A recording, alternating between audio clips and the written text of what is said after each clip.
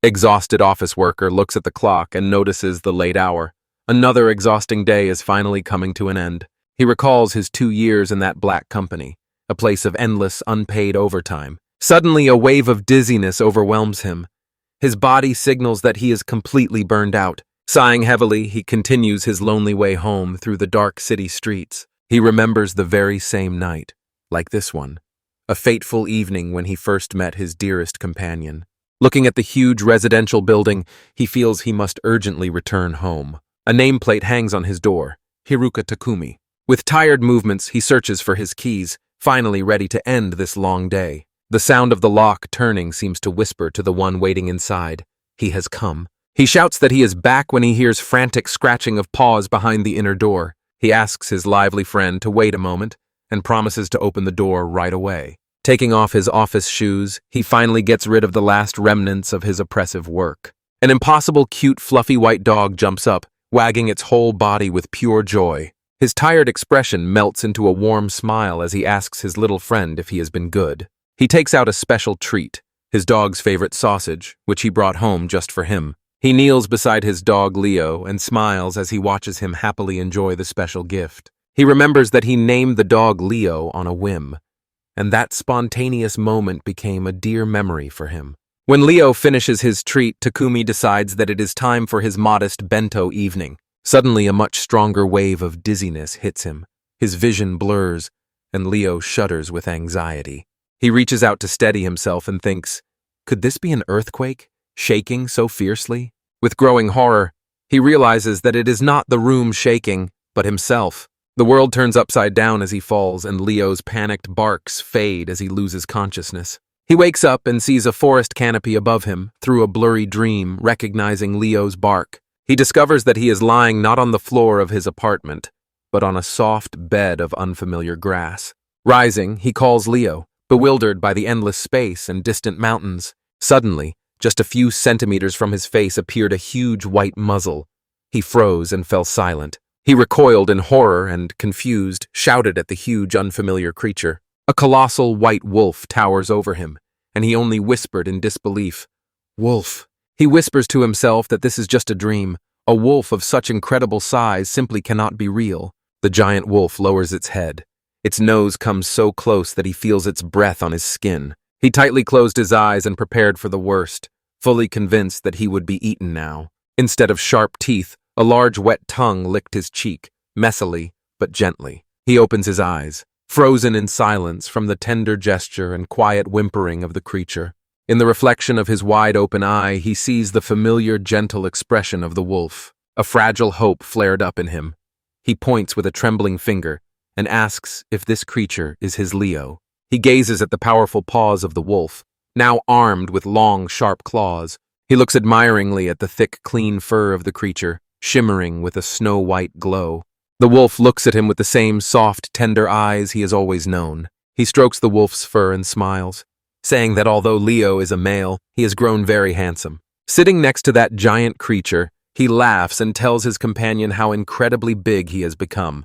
He begins to puzzle over a new mystery, recalling the strange, almost human cleverness of his dog. He remembers how Leo always seemed to understand his words to the very core. He wonders if this fantastic growth is just another strange feature of the dream he is stuck in. He playfully winked, testing his theory, and asked the wolf if he understood him about giving a ride. He decides to first figure out where they have ended up before daring to climb onto his friend who has just turned into a giant. He sits on Leo's broad back while the great wolf carries him deeper into the forest. After some time, he climbs down, and his office shoes sink into the soft, grassy ground. He walks alongside his colossal companion, beside whom he seems tiny among the tall trees. He looks back and suddenly realizes they are lost in what seems to be an endless primeval forest. The dense canopy of ancient trees covers almost the entire sky, turning the surrounding space into a muted green world. From a bird's-eye view, the man and his giant wolf look like tiny figures in the boundless wilderness. Anxiety flashed across his face. He pondered how real the threat to their situation was. His throat dried up, and he aloud asks Leo if there is a river nearby. Leo instantly understood, sharply turned around, and decisively led him down the steep, tree-covered slope. He simply shines with joy as Leo leads him to the sparkling river, praising his incredible friend. Pure relief and gratitude for the cool, saving water were readable on his face. He kneels by the rocky shore, desperately longing to finally quench his unbearable thirst. He cups his hands, scoops up the clear water, and drinks in one gulp, a simple action that brings deep relief. He sits down to rest on the riverbank, while nearby Leo cheerfully sifts sand in a tray. Leo rests his huge head on his knees and tenderly recalls how he once could hold his entire body. He burst out laughing, joking that even Leo's head had become heavy now, and then apologized for teasing the girl. Looking up at the trees, he wonders, what will they do now and how will they survive? He placed his hand on Leo's head, trying to comprehend that he found himself in an unknown forest. He covers his face with his hands in despair, as if admitting to himself that he has no survival skills at all. Leaning against Leo's warm, fluffy side, he finds a moment of peace and notices how fresh the air is here. The sun plays on the clear water, and he can no longer remember the last time he relaxed like this. He apologizes to Leo, sincerely admitting that he was always too busy with work to be a good host. He got lost in quiet reflection, his face gloomy as he recalls his past. Leo's body suddenly stiffened, and from deep within his chest came a low, threatening growl. When Leo's hair stands on end, Takumi instantly jumps to his feet and tensely asks his partner what is wrong. He watches Leo's piercing gaze and feels that something is stirring among the trees. A massive bipedal boar man bursts into the clearing, and each of his steps shakes the ground. He does not believe his eyes, and Leo growls defensively at the pig walking on two legs. His eyes are wide open in shock, and his mind struggles to comprehend this terrible sight. Like a puzzle, a memory from his old life clicked, and he recognized that creature from video games. The orc raises his weapon, shouts her name, and calls Leo in panic. Leo becomes a white spot of righteous fury and rushes at the monster without hesitation. After the fight, Leo sits contentedly and chews with pleasure on the severed, bandaged orc hand. Takumi looks at his companion with frightened admiration and asks if he really intends to eat it. Leo happily extends the gruesome trophy to him, as if inviting him to share the loot. Takumi recoils, his face a mixture of disgust and embarrassed amusement. With a strained, tired smile, he decides there is no other choice. He must accept this new, strange reality. Later pieces of meat, probably from the orc, sizzle and crackle over the roaring bonfire. Leo patiently waits for his food, and his tail wags so energetically that flowers seem to bloom around him. When Takumi raises the hot shashlik, Leo's eyes flare up, and he cannot hold back the drool from uncontrollable delight. Taking a deep breath to calm his nerves, Takumi takes the first bite of the monster's roasted meat. Leo watches him intently and waits for the host to say something about their first shared meal. His eyes open wide in surprise. The meat turns out to be so tasty that it tastes like pork. Having eaten their fill, they lifted their gazes to the clear sky and, filled with determination, began planning their next move. Shaking the dust off his pants, he looked at his companion and asked, "How do we get out of this forest?" He immediately catches himself, smiles shyly, and admits that Leo probably doesn't know. He chooses the classic survival strategy, suggesting to follow the river downstream. Walking along the riverbank, he notices that Leo seems to be in a very good mood. He suddenly freezes and, tilting his head, listens. A quiet, unfamiliar sound reaches his ears. His eyes open wide as he hears it again. The sound becomes clearer and sharper. He realizes it is a human voice, urges Leo to hurry, hoping that it is their way out. They rush through the forest, leaves falling behind them, and they fly towards the sound. He sees the source of the screams, a young woman cornered by another orc who is shouting for help.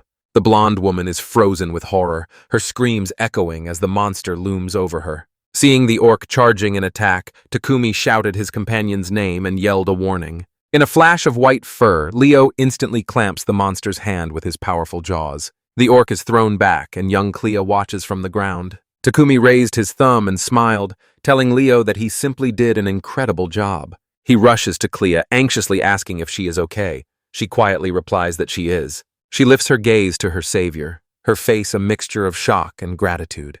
Takumi freezes for a moment at her beauty, blushing while Leo casts a sidelong glance at him. She asks if something is wrong, and he apologizes, confessing that he was enchanted by her. She sincerely thanks him for the help, then asks if Silver Fenrir is his familiar. Unusual words familiar and Silver Fenrir confuse Takumi and Leo. Takumi suddenly realizes that the words monster and familiar are only familiar to him from video games. Clea is gas, and he does not know what a monster or familiar is. He asked her to explain what the Silver Fenrir is. He confirms with a smile that his partner is indeed a legendary creature. Clea tries to reconcile this impossible truth with the legend she knows. She is stunned. He tamed the Silver Fenrir. They say it is the strongest monster, the one that will never submit to humans. Takumi teases his proud wolf and asks, "Are you really the strongest?" Cleo, with shining eyes, tells legends about Fenrir's crazy speeds, his fiery breath, and powerful claws. She continues talking about his inevitable fangs and absolute might. She explains that his noble image even serves as a royal emblem. She looks at him, eyes wide open with admiration. Takumi proudly proclaims, "This is Leo, his partner, and no legends will change that." She still cannot recover from amazement, and he stubbornly insists that he is just an ordinary person. Cleo smiles and, not believing, shakes her head. She stubbornly says that no ordinary person could ever befriend the Silver Fenrir. She is convinced he must be a person of great fame. He rejects her assumption and directly asks her name. He places his hand on his chest and introduces himself. Hiruka Takumi.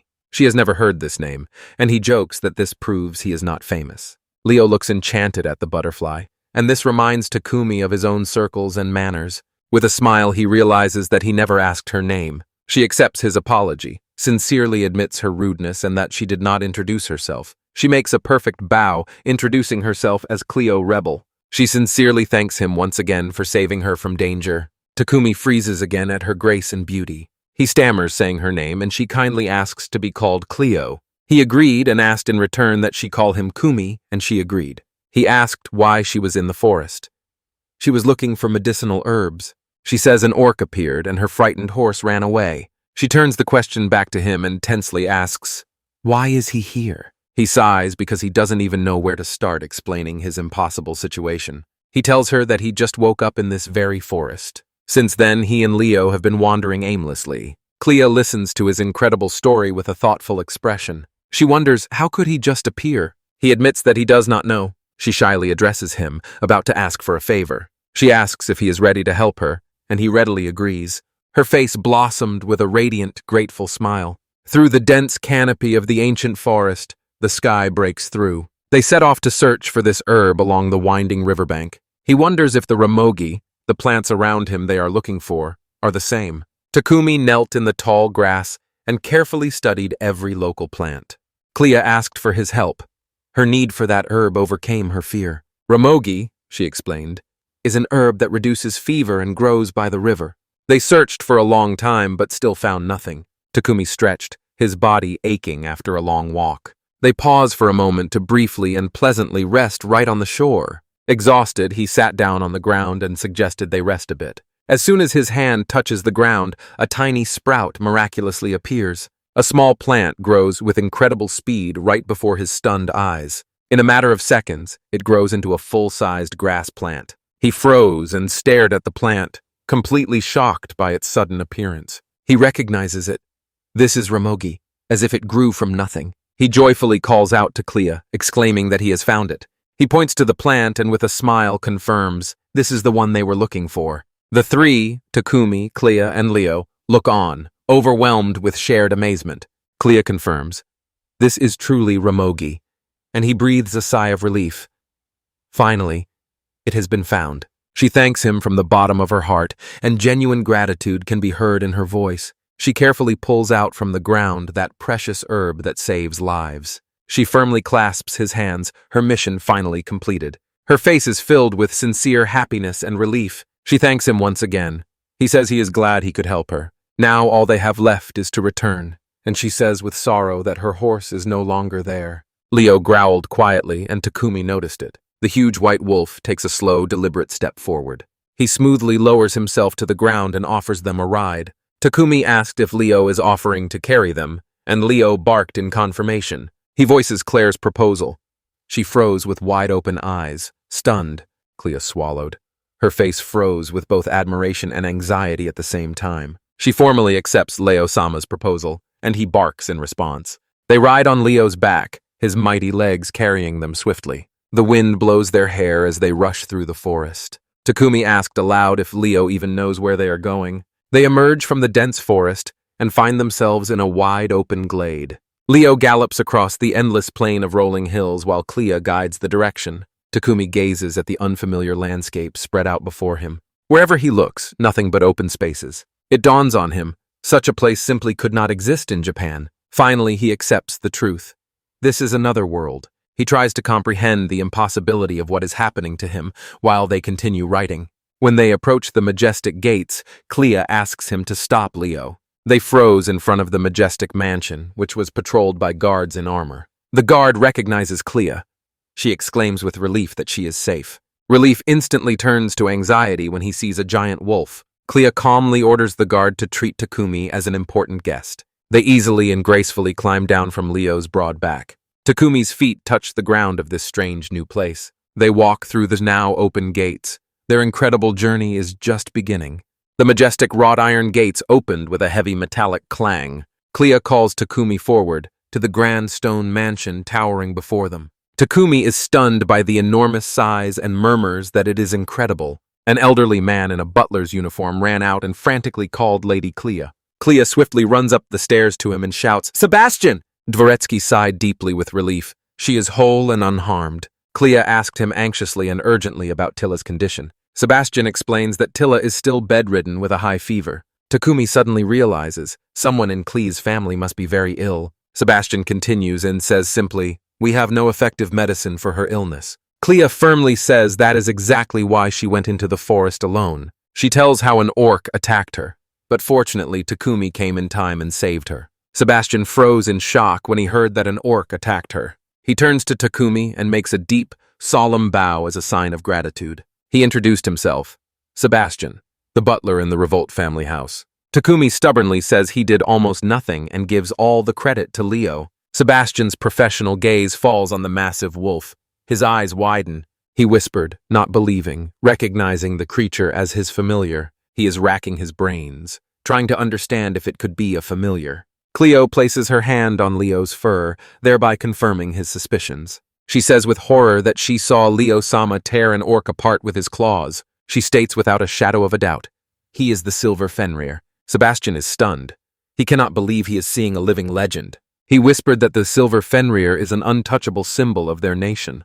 They say it is a legendary creature that will never submit to humans. Takumi makes it clear, Leo is not a subordinate to him, but a partner. He says that a few years ago he simply found Leo abandoned. Sebastian froze without a word, trying to comprehend the thought of finding the Silver Fenrir. Clea adds, Silver Fenders tenderly cherish their families, so seeing one alone is simply incredible. Takumi shuddered with surprise upon learning this new thing about his companion. Sebastian's sharp eyes stared at Takumi, trying to understand what kind of person he was. Leo turns to the butler with a gentle, slightly inquisitive look. Clea decides that they will be able to discuss Takumi's story in more detail later. She turns the conversation to Tilla and announces that Takumi has found the Ramogi herb. Sebastian, stunned again, takes the precious herb from her with reverence. He decides to properly welcome their guest before getting to the medicine. He turns to Takumi, ready to lead him to the luxurious estate. He formally addresses him as Takumi-sama and gestures for him to follow. Cleo encourages him and says, "Let's go inside." Takumi was stunned. He thought he had never been welcomed like this before in such a luxurious place. When they entered, the sight in the great hall took his breath away. Maids and lackeys, a whole legion, lined up perfectly. All bow simultaneously, solemnly greeting their lady who has returned home. Takumi froze, eyes wide open in disbelief at the luxurious reception. He silently notices there is an incredible number of staff in the hall. He estimates that at least 20 people should be waiting in line for the reception. Clea extends Ramogi to Sebastian, entrusting him with the preparations. Then she introduces the staff to Takumi, calling him her savior and the one who helped her. She orders everyone to treat him with the utmost care and respect. 2 maids, a brunette and a redhead, step forward to take care of him. The brunette introduced herself as Layla, and the redhead called herself Gerda. Both warmly thank him for saving Lady Cleo. Confused, Takumi stammers, "Thanks," and says he is pleased to meet them. The red-haired maid Gerda is clearly nervous, her hands tightly clenched. Takumi, blushing, asks if they can just treat him normally. The luxury of this entrance hall is overwhelming. It is almost impossible to take in. He froze in admiration before the grand ceremonial stairs and exquisite decorations. He thinks that being overwhelmed by maids is one thing, but this is simply incredible. He is completely blinded by the luxury around him. Clea looked at Takumi and said she would go check on her sister Tilla. She insists that Layla and Gerda do not leave their guest unattended. The two maids promise to do everything to serve him as best as possible. Clea gracefully ascends the grand stairs, her long hair flowing behind her. Takumi watches her with his eyes and thinks what a kind person she is. Then the maids lead Takumi and Leo down the luxuriously decorated corridor. Takumi asks if it's okay for Leo to be inside with him. Layla smiles and assures him that the guest room is more than spacious for them. Gerda enthusiastically agrees and tells him that everything will be fine. Takumi accepts their offer and asks them to lead the way. They enter the guest room. It is bigger than his entire apartment. The maids ask him to wait there while they prepare drinks and some snacks. They ask what to bring Leo Semi to drink. Takumi almost automatically, following Japanese custom, asks for water or milk. He quickly restrains himself, embarrassed by his own mistake. He thinks that being so modest is just part of his Japanese nature. He collapses onto the soft plush sofa and gently strokes Leo, feeling his warm, soft fur. He feels that as long as Leo is calm, nothing threatens him. He stands stunned by this unreality and thinks, "Is this all a dream?" Leo raises his eyes to him and whines inquisitively. Takumi ponders, even if this is a dream, Leo's transformation is still incredible. A polite knock on the door pulled him out of his thoughts. Two maids, Layla and Gerda, enter again, carrying a tea set on a tray. Layla gracefully pours Takumi a cup of tea, which he gratefully accepts. Meanwhile, Gerda nervously approaches Leo with a large bowl of water. Takumi cheerfully encouraged Leo, "Drink water properly." While Leo laps up the water, Gerda screamed and jumped back in fright. The young maid is still clearly scared of the giant wolf. Takumi, feeling responsible, apologizes for Leo's frightening presence. Layla gently but firmly reprimanded Gerda for unprofessionally showing her fear. She explains that she did not quarrel, and it is clear from him that Leo is not hostile. She considers Leo quite cute and notices how he drank carefully so as not to scare Gerda. Takumi laughed warmly, sincerely agreeing with her assessment. He adds that Leo is a cute girl like Rumyana Gerda herself. Gerda is completely stunned, whispering, not believing that he called her cute. The unexpected compliment caught her off guard. She blushed and blossomed with joy. Layla smiled and remarked that Takumi is a true master of words. At that very moment, Clea and Sebastian returned to the room. Takumi immediately asked how her sister was doing. Clea explains that Tilla's condition has not changed since she went into the forest, but now she has hope. They are preparing Ramogi's medicine. Takumi explains that Leo, whom he knew, has grown many times over. Clea notices that it is completely normal for the silver Fenrir to be large. Takumi explains that Leo was originally a tiny puppy that could be held in hands. Clea asks if it is true, and Takumi confirms he found Leo abandoned. He stubbornly insists that his current size and shape are completely different. He lays out his theory. Leo probably transformed into the silver Fenrir. Clea is embarrassed.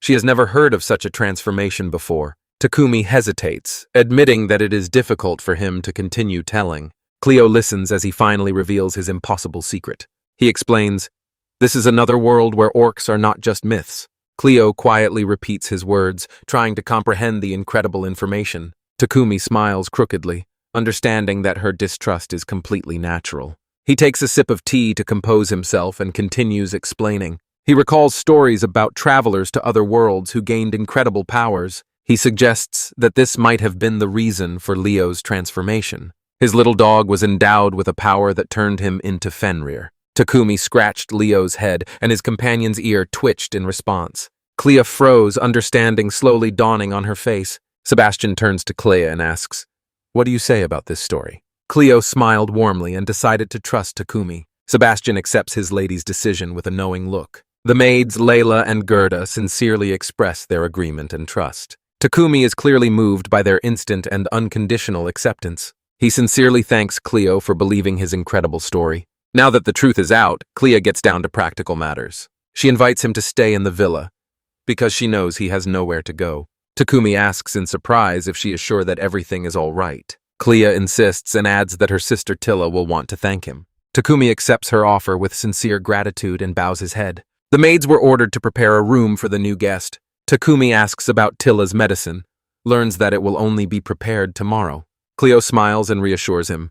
One sprout he found will be quite enough. Leo pushes the leftover herbs, and Cleo thoughtfully says that he is probably hungry. She decides to ask the cooks to arrange a welcome party for them.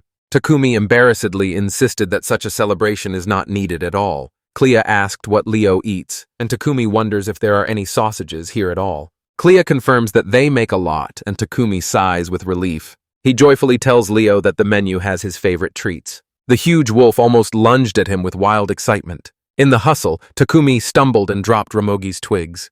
He bends down and picks up the fallen medicinal herbs. He looks at them and suddenly notices something has become completely different. He shows the herbs to Clea and she looks at them confused. They both suddenly realized that the fresh herbs have completely dried out. Takumi suddenly had a brilliant idea, and he immediately asked if they could be used right now.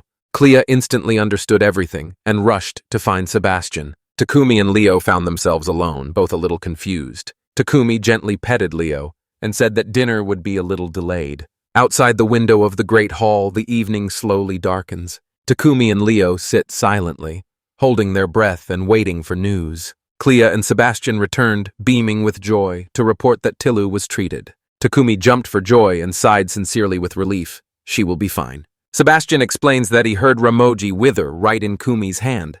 He sadly recounts that the portion used for medicine also dried up. Clea announces her theory. Takumi must have a gift. She explains that this gift is a rare blessing from the gods themselves. Sebastian adds that in their country, records still exist about those who once had this gift. These abilities can become legendary, forging swords or wielding powerful magic. The concept of magic is completely new and extremely exciting for Takumi. Sebastian notes that no magic can dry plants. This must be a true gift. Clea enthusiastically connects this to his story about coming from another world. Sebastian aloud asks in surprise, what kind of strange specific power is this?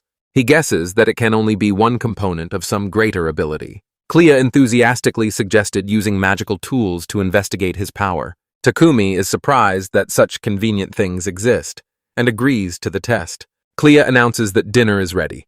It's time to go and eat. Everyone sincerely admitted they are all quite hungry. The scene shifts to an open terrace where a welcoming treat awaits them. The maid clears the plates and smiling says how delicious it was. Sebastian promises to pass their compliments to the chef. Clea encourages Takumi to ask any questions he might have. He thanks her and hopefully asks her to tell him about magic. Clea is surprised by his seemingly simple question. The workers froze in shock when he explained that magic does not exist in his world. Sebastiane asked with disbelief, is it really true? Leo is sweetly dozing, indifferent to that magical conversation. Takumi says that in his world magic exists only in stories. Cleo looks stunned by the fundamental difference between their worlds. She asks Sebastian to properly explain to their guests. The butler is delighted at the opportunity to give a lecture. Takumi mentally noted that Sebastian seems to enjoy explaining things. Sebastian begins and says that magic draws mana from every living being. He explains, the most important thing is the spell. He enthusiastically details the 4 elements and how longer duration makes spells stronger. Takumi curious asks, what is the simplest magical spell? Sebastian freezes for a moment, pondering this question. He shows how he reads the spell, Fire Elemental Candle, and suddenly a flame ignites. He explains that this is a common spell used to light things in the house. Takumi is impressed, thinking it is like a magical lighter. Sebastian notices that long spells are a weak point in battle. Takumi and Cleo agree. In battle, that would be too slow. Sebastian reveals. The solution to this problem is magic without spells. Takumi repeats the unfamiliar word, his curiosity skyrocketing. The living room door suddenly swung open. The maid politely announced the arrival of a guest. A little girl bursts into the room and loudly calls for her sister. The sudden intrusion made the giant but gentle Leo flinch. Clea is stunned when her younger sister throws herself into her arms. Everyone froze and stared at the unexpected arrival. The girl shines and, introducing herself, says, I am the younger sister, Tilla. Clea asks if everything is all right, and Tilla joyfully exclaims that she is completely recovered. A joyful scream from the older sister suddenly erupted on the terrace. The young girl suddenly rushes forward, interrupting their conversation. Clea apologizes to Takumi. He gently assures her that everything is fine and is glad to see that the girl looks so well. Tilla raises her gaze to Clea, her eyes wide open and filled with admiration. Takumi looks intently at this energetic child and involuntarily thinks, who is she? Clea explains that this is their guest, the very one who saved her from the orc. She adds that he also found the medicine that cured Tilla's illness. Tilla even gaped, amazed when she learned about his heroic deeds. Clea gently reminds her sister that after recovery, she needs to rest well. Tilla apologizes for sleeping so long, but now feels much better. Clea warmly smiles and gently reproaches her younger sister for her boundless energy. He solemnly introduced himself as Haruka Takumi and asked her to call him simply Takumi. Tilla beams with a smile, introduces herself as Tilla Revolt, and gladly agrees. Her gaze fell on the majestic creature patiently sitting next to Takumi. "Wow!" she exclaims, pointing with uncontrollable admiration at the giant white dog. Clea begins to explain that he is the Silver Fenrir, a legendary creature. Takumi gently corrected her, saying that his name is Leo and he is her partner. He adds with a warm smile that Leo sincerely loves playing with children. Tilla's eyes lit up as she turned to her sister and asked for permission to pet him. Clea agrees, trusting Takumi's judgment that the great beast is gentle. Tilla cautiously approaches, her gaze fixed on Leo's massive paw with sharp claws. Leo tilts his head and gently licks the cheek of the delighted girl. Tillo bursts out with a ringing giggle, not at all afraid of the giant wolf. She throws her arms around his massive neck and calls, "Leo-sama!" With a radiant smile, she tightly hugs the great beast and warmly thanks Takumi. Cleo looks at them and, not hiding her joy, tells Takumi that she is so happy to see Tillo smiling again. She adds that she must thank both him and Leo-sama for this happiness. Tillo, lost in a world of pure joy, continues to press close to her new friend. Later that evening, the maid Layla peeked into Takumi's room and gently wished him good night. Completely exhausted after the day's events, he flopped onto the luxurious bed. He looks at the decorated ceiling, and in his mind, the chain of impossible events plays over and over again. Glancing to the side, he sees Leo curled up in a ball on the rug, already fast asleep. He imagines in his mind how tired his faithful partner must be after everything. He leans back and finally accepts that this incredible dream is his new reality. He thinks that this is truly another world, a thought that is both frightening and fascinating. Later, he is gently awakened by Leo's quiet, rhythmic barking. He recognizes his partner's voice and, still sleepy, wonders if it is already morning. "Leo," he mumbled into the pillow, "let me sleep a little longer." A gentle female voice teasingly mocks him, as if he is completely out of sorts with mornings. He suddenly opened his eyes. Clea is standing by the bed and Tilla is peeking from behind her. "Cleo-san!" he exclaimed, suddenly sitting up in bed, embarrassed to have been caught sleeping. She smiles and says good morning to him and asks if he slept well. He responds to the greeting, grumbling that she could have woken him earlier. She smiles and tells him that breakfast is ready and asks him to join them. When Cleo is about to leave, Tilla insists on staying with Leo-sama. Takumi smiles, noticing how Tilla has become attached to his partner. Tilla jokingly argues with her sister, insisting that she is already old enough to look after Leo. Clea and Tilla shared a light, cheerful moment together, then left him so he could prepare. The door closes, and Takumi suddenly realizes that he has no change of clothes. He worries whether his clothes smell bad, but smiling Leo makes it clear, no. He touches his chin and feels the prickly stubble growing. He decides that later he will have to ask Sebastian for a razor. Suddenly realizing he is late, he quickly adjusts his tie and rushes to the dining room. He sincerely apologizes to the maids for making them wait. Sebastian bowed politely, and Takumi kindly wished the butler good morning. Sitting at the grand table, Clea announced that the meal could begin. Everyone happily savors the luxurious breakfast laid out before them. Leo also happily bites into his specially prepared bowl of sausages. Having finished eating, Takumi catches Sebastian's gaze. He apologetically asked if he could be given a change of clothes and to shave. Sebastian, bowing, promises that everything will soon be brought to his room. Tilla finishes eating and happily says she is ready to play with Leo. Takumi notices that Leo has also finished breakfast and is already ready to play. He asks Clay hopefully if the two of them can play together. Tilla jumped for joy when Cleo agreed and told her to go to the back garden. Takumi asks Clay to look after Leo while he returns to his room. Clea asks Leo if he can manage without Takumi, and the wolf confidently barked. Takumi walks down a long, beautifully decorated corridor to his room. He enters and sees Layla. She is standing and waiting for him with the things he asked for. She tells him that everything is ready, and he thanks her. She hands him an elegant case containing a straight razor. Layla bows and says, "Call if you need anything else before I leave." Lonely Takumi carefully examines the unfamiliar tool, hesitating whether it can be used for shaving. He closes his eyes, gathering courage for the delicate task ahead. He carefully brings the sharp blade to his skin and begins shaving. He makes a slow, even stroke with the unfamiliar razor. He dabs a few small cuts that appeared due to his inexperience as the final touch. It stung a little, but he felt much tidier. Outside, Tilla calls Leo, beckoning him to come play. Clea noticed the trimmed and well-groomed Takumi and exclaimed that he looked completely different. He strides into the garden, now clean-shaven and wearing a stylish vest. Clea praises him and says the new clothes suit him very well. He turned to Sebastian and thanked him with gratitude in his voice for the impeccable taste and excellent service. The butler smiled warmly and said he was always at his service. They watched Tilla play, and Sebastian remarked with a smile how good it was to see her in such good condition. Takumi gives Clea credit for bravely finding the herb, and Sebastian shudders. Cleo vows to be more careful from now on and not to make them worry so much. Takumi jokingly tells her, "Don't worry," and Sebastian insists that he let it go. Sebastian insists that Takumi scold her a little, but Takumi just laughs. He turns back to Cleans because her sincerity seems so sweet to him. Clea froze, and her cheeks reddened. She understood what he had just said. Takumi asks if she is okay, and she insists that she is, although it is clear she is embarrassed. On the cover stands confident Takumi, who stands next to the majestic Leo. The chapter begins with a tender moment. Clea reads a bedtime story to her younger sister Tilla. Near the gates of the villa, Sebastian sincerely wishes Lady Clea and Takumi-sama a safe journey. Holding the reins of the carriage, Sebastian announces that they are setting off. The carriage door slammed shut with a dull, pleasant thud. They set off for the town of Raktos. Takumi needed to buy everything necessary. In the carriage, Clea encourages Takumi, "Don't worry about the money." Modestly grateful for her generosity, Takumi bows his head and sincerely thanks her.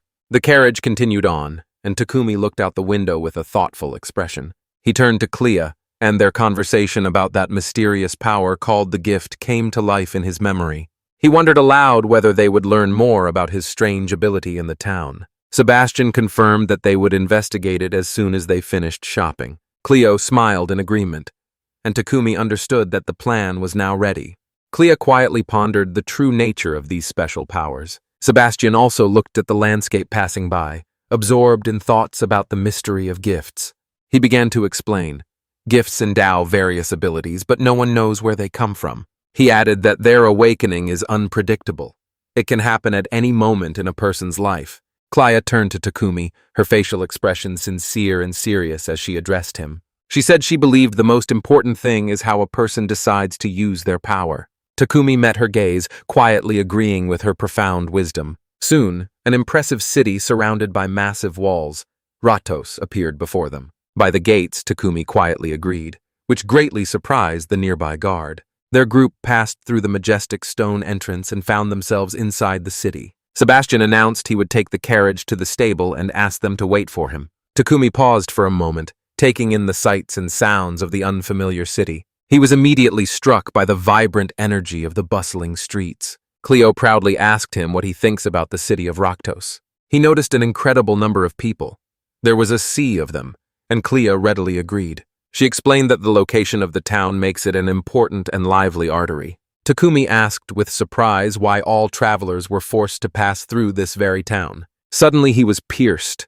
The forest around was the very place where he first woke up. On a simple map, it was visible how the train narrowed all safe routes and led them through Raktos. Sebastian turned around and announced that finally the time had come to go shopping. The group made their way down the crowded cobblestone street. Soon they found themselves at the entrance to a lively, sprawling market. Sebastian proudly declared that this is the best market in all of Raktos. He said they were buying food for the estate, and Leo's ears perked up. Leo could not take his eyes off the shiny sausages hanging at the stall. A giant wolf lunged forward, dragging behind him Takumi, who was struggling. Leo whimpered sadly when Takumi managed to hold him back. Cleo laughed and said that Leo simply madly loves sausages. She promised Leo a feast of his favorite treats, and his eyes lit up with joy. Sebastian led them further, to the tailor's workshop. The group stood in front of the entrance to the establishment, which looked quite decent. The wooden doors creaked and opened as they stepped inside. A cheerful tailor named Galton gladly greeted them, immediately recognizing Lady Cleo. Clea explained that they had come for Takumi, and the tailor confirmed he was ready. Takumi was surprised and couldn't believe it. Had they really arranged a private fitting? He looked around and suddenly realized this shop made clothes to order. He stubbornly insisted to the puzzled Claire that mass-produced clothes would be perfectly fine. Cleo was in complete shock and asked if mass-produced clothing really exists. Sebastian gently explained to her that ordinary people usually buy ready-made clothes. She froze in surprise and admitted that she had worn only custom-made clothes all her life. Takumi smiled to himself, thinking that she really was a lady from high society. He politely asked the tailor if he could first look at the ready-made options. But Clea sincerely believed that he needed clothes made to measure. Takumi silently hoped to avoid everything that looked even slightly too expensive. Cleo looked at him, a thoughtful expression frozen on her face. She insisted that he have at least one good suit, saying that he couldn't do without it. The tailor smiled and promised that the new clothes would be ready in just a few days. They thanked him and finally agreed on the order details. When they were leaving Tailor Bout, they were filled with deep gratitude. Sebastian announced, "The next stop is the trinket shop." Suddenly, a man in a felt hat with a cheeky smile appeared before them. He blocked their way. His gang of thugs surrounded the group and demanded that they hand over their money. The guards of revolt instantly drew their swords and shouted to their lady to step back. The leader laughed loudly, confident that his 6 men would easily overpower the 2 guards. Takumi looked on tiredly and could not comprehend which dystopian world he had entered. Right behind Takumi, a low, threatening growl sounded. Leo stepped forward, his eyes narrowed, full of intent, as Takumi whispered his name.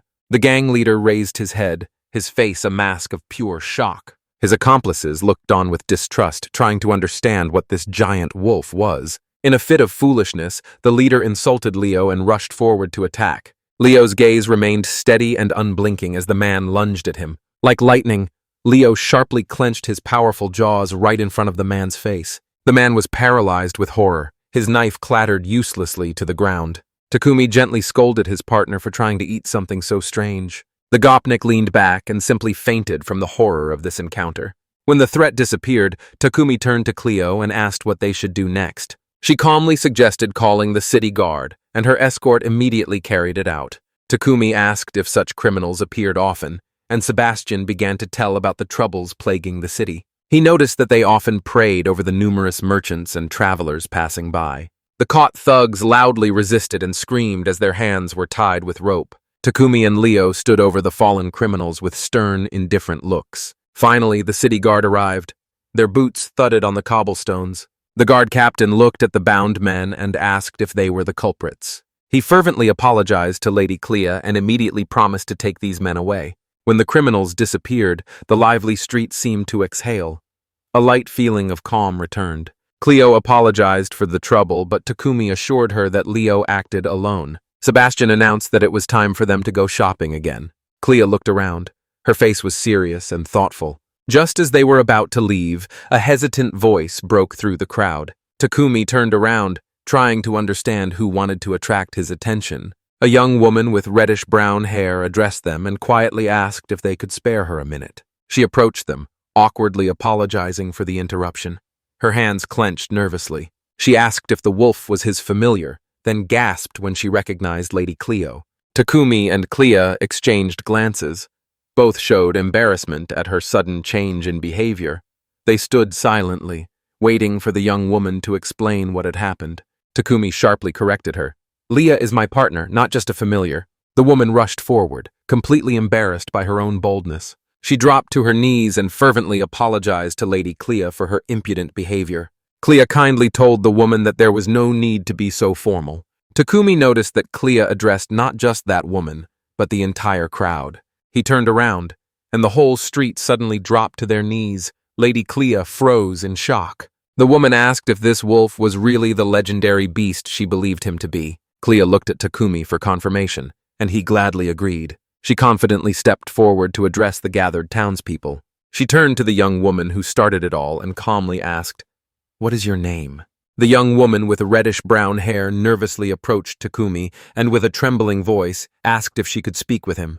She paused for a moment, then quietly introduced herself, Emerald. With a tremor in her voice, she recounted the incredible feats of the wolf and asked if this could be the legendary Silver Fenrir himself. Clea, always composed, calmly confirms that her suspicions are correct. She addressed the gathered crowd and reassured them. "This Silver Fenrir, Leo-sama, is not dangerous." Emerald looks with distrust and asks, "Is this really true?" And whispers immediately spread around. Takumi smiled, calming her. Leo is very gentle and will not be scared. Still skeptical, Emerald begins to object, and doubts are heard in her voice. Hermina Reyes recalls legends about the Silver Fenrir, the most powerful and invincible of all monsters. To prove his point, Takumi gives a simple command, and Leo instantly lies down on the cobblestones. Emerald's eyes widened in shock. She was struck by the perfect obedience of the legendary creature. Takumi calmly places his hand on Leo's head, like a true master beside his faithful friend. He explains that Leo's calm presence amid the city's hustle is the best proof of his harmlessness. Emerald understands. The city guard did not react, and Sebastian notes that they only gave a simple warning. Smiling kindly, Takumi calls the still hesitant Emerald to come a little closer. He gently assures her that Leo will not bite, and she finally cautiously agrees. Her hand sinks into the thick, unrealistically soft fur of the majestic beast. She quietly whispered that he is truly gentle, while Takumi watched with a proud smile.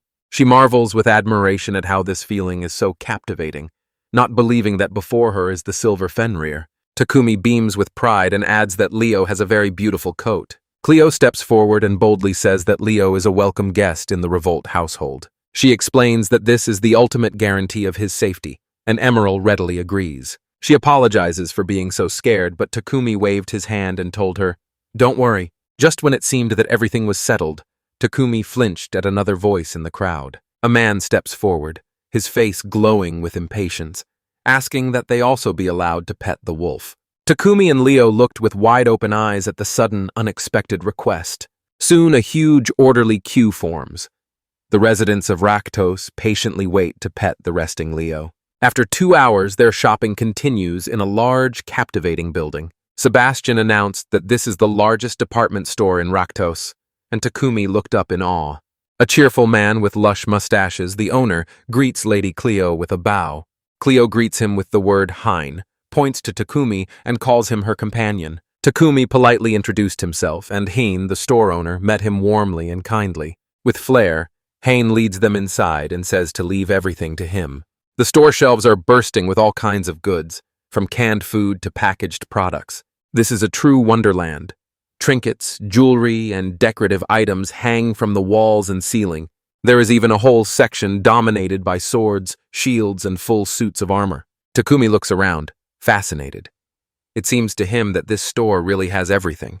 While he browses, his eyes catch on something, and he freezes. He froze in front of the clock display, noticing that none of them had minute or second hands. He returns to Klee, who is intently examining the porcelain display window, to ask her about it. He eagerly explains his observation to her, pointing at those strange clocks. He discovers, in this world, a day lasts 28 hours, and time is measured by a 14-hour dial. He wonders, does time itself flow differently here than in his old world? The owner Heinz smiles and asks if he found something to his liking. Takumi looks at the small mantle clock and asks if Heinz means exactly these clocks. He asks for both the mantle clock and the pocket watch, and Clea gladly agrees to buy both for him. Sebastian then asks if he needs anything else. Takumi wants to buy thank you gifts, but knows he cannot afford them. As always, watchful Sebastian approaches and asks if anything else caught his eye. Takumi admits he was looking at 2 ornaments, thinking how beautiful they would look on Clea and Tilly. Sebastian immediately understands his intention, but Takumi, sighing, admits he has no money. Dvoretsky thoughtfully listens, then says that for now he will abandon this idea. Then he claps his hands and cheerfully suggests buying gifts with the reward money. He says that all those purchases today were supposed to be paid for with the reward for saving Clea. Takumi felt guilty, but he insisted, saying that it was Leo who saved them. He decided that although he was sincerely grateful for their generosity, he would definitely find a way to repay it.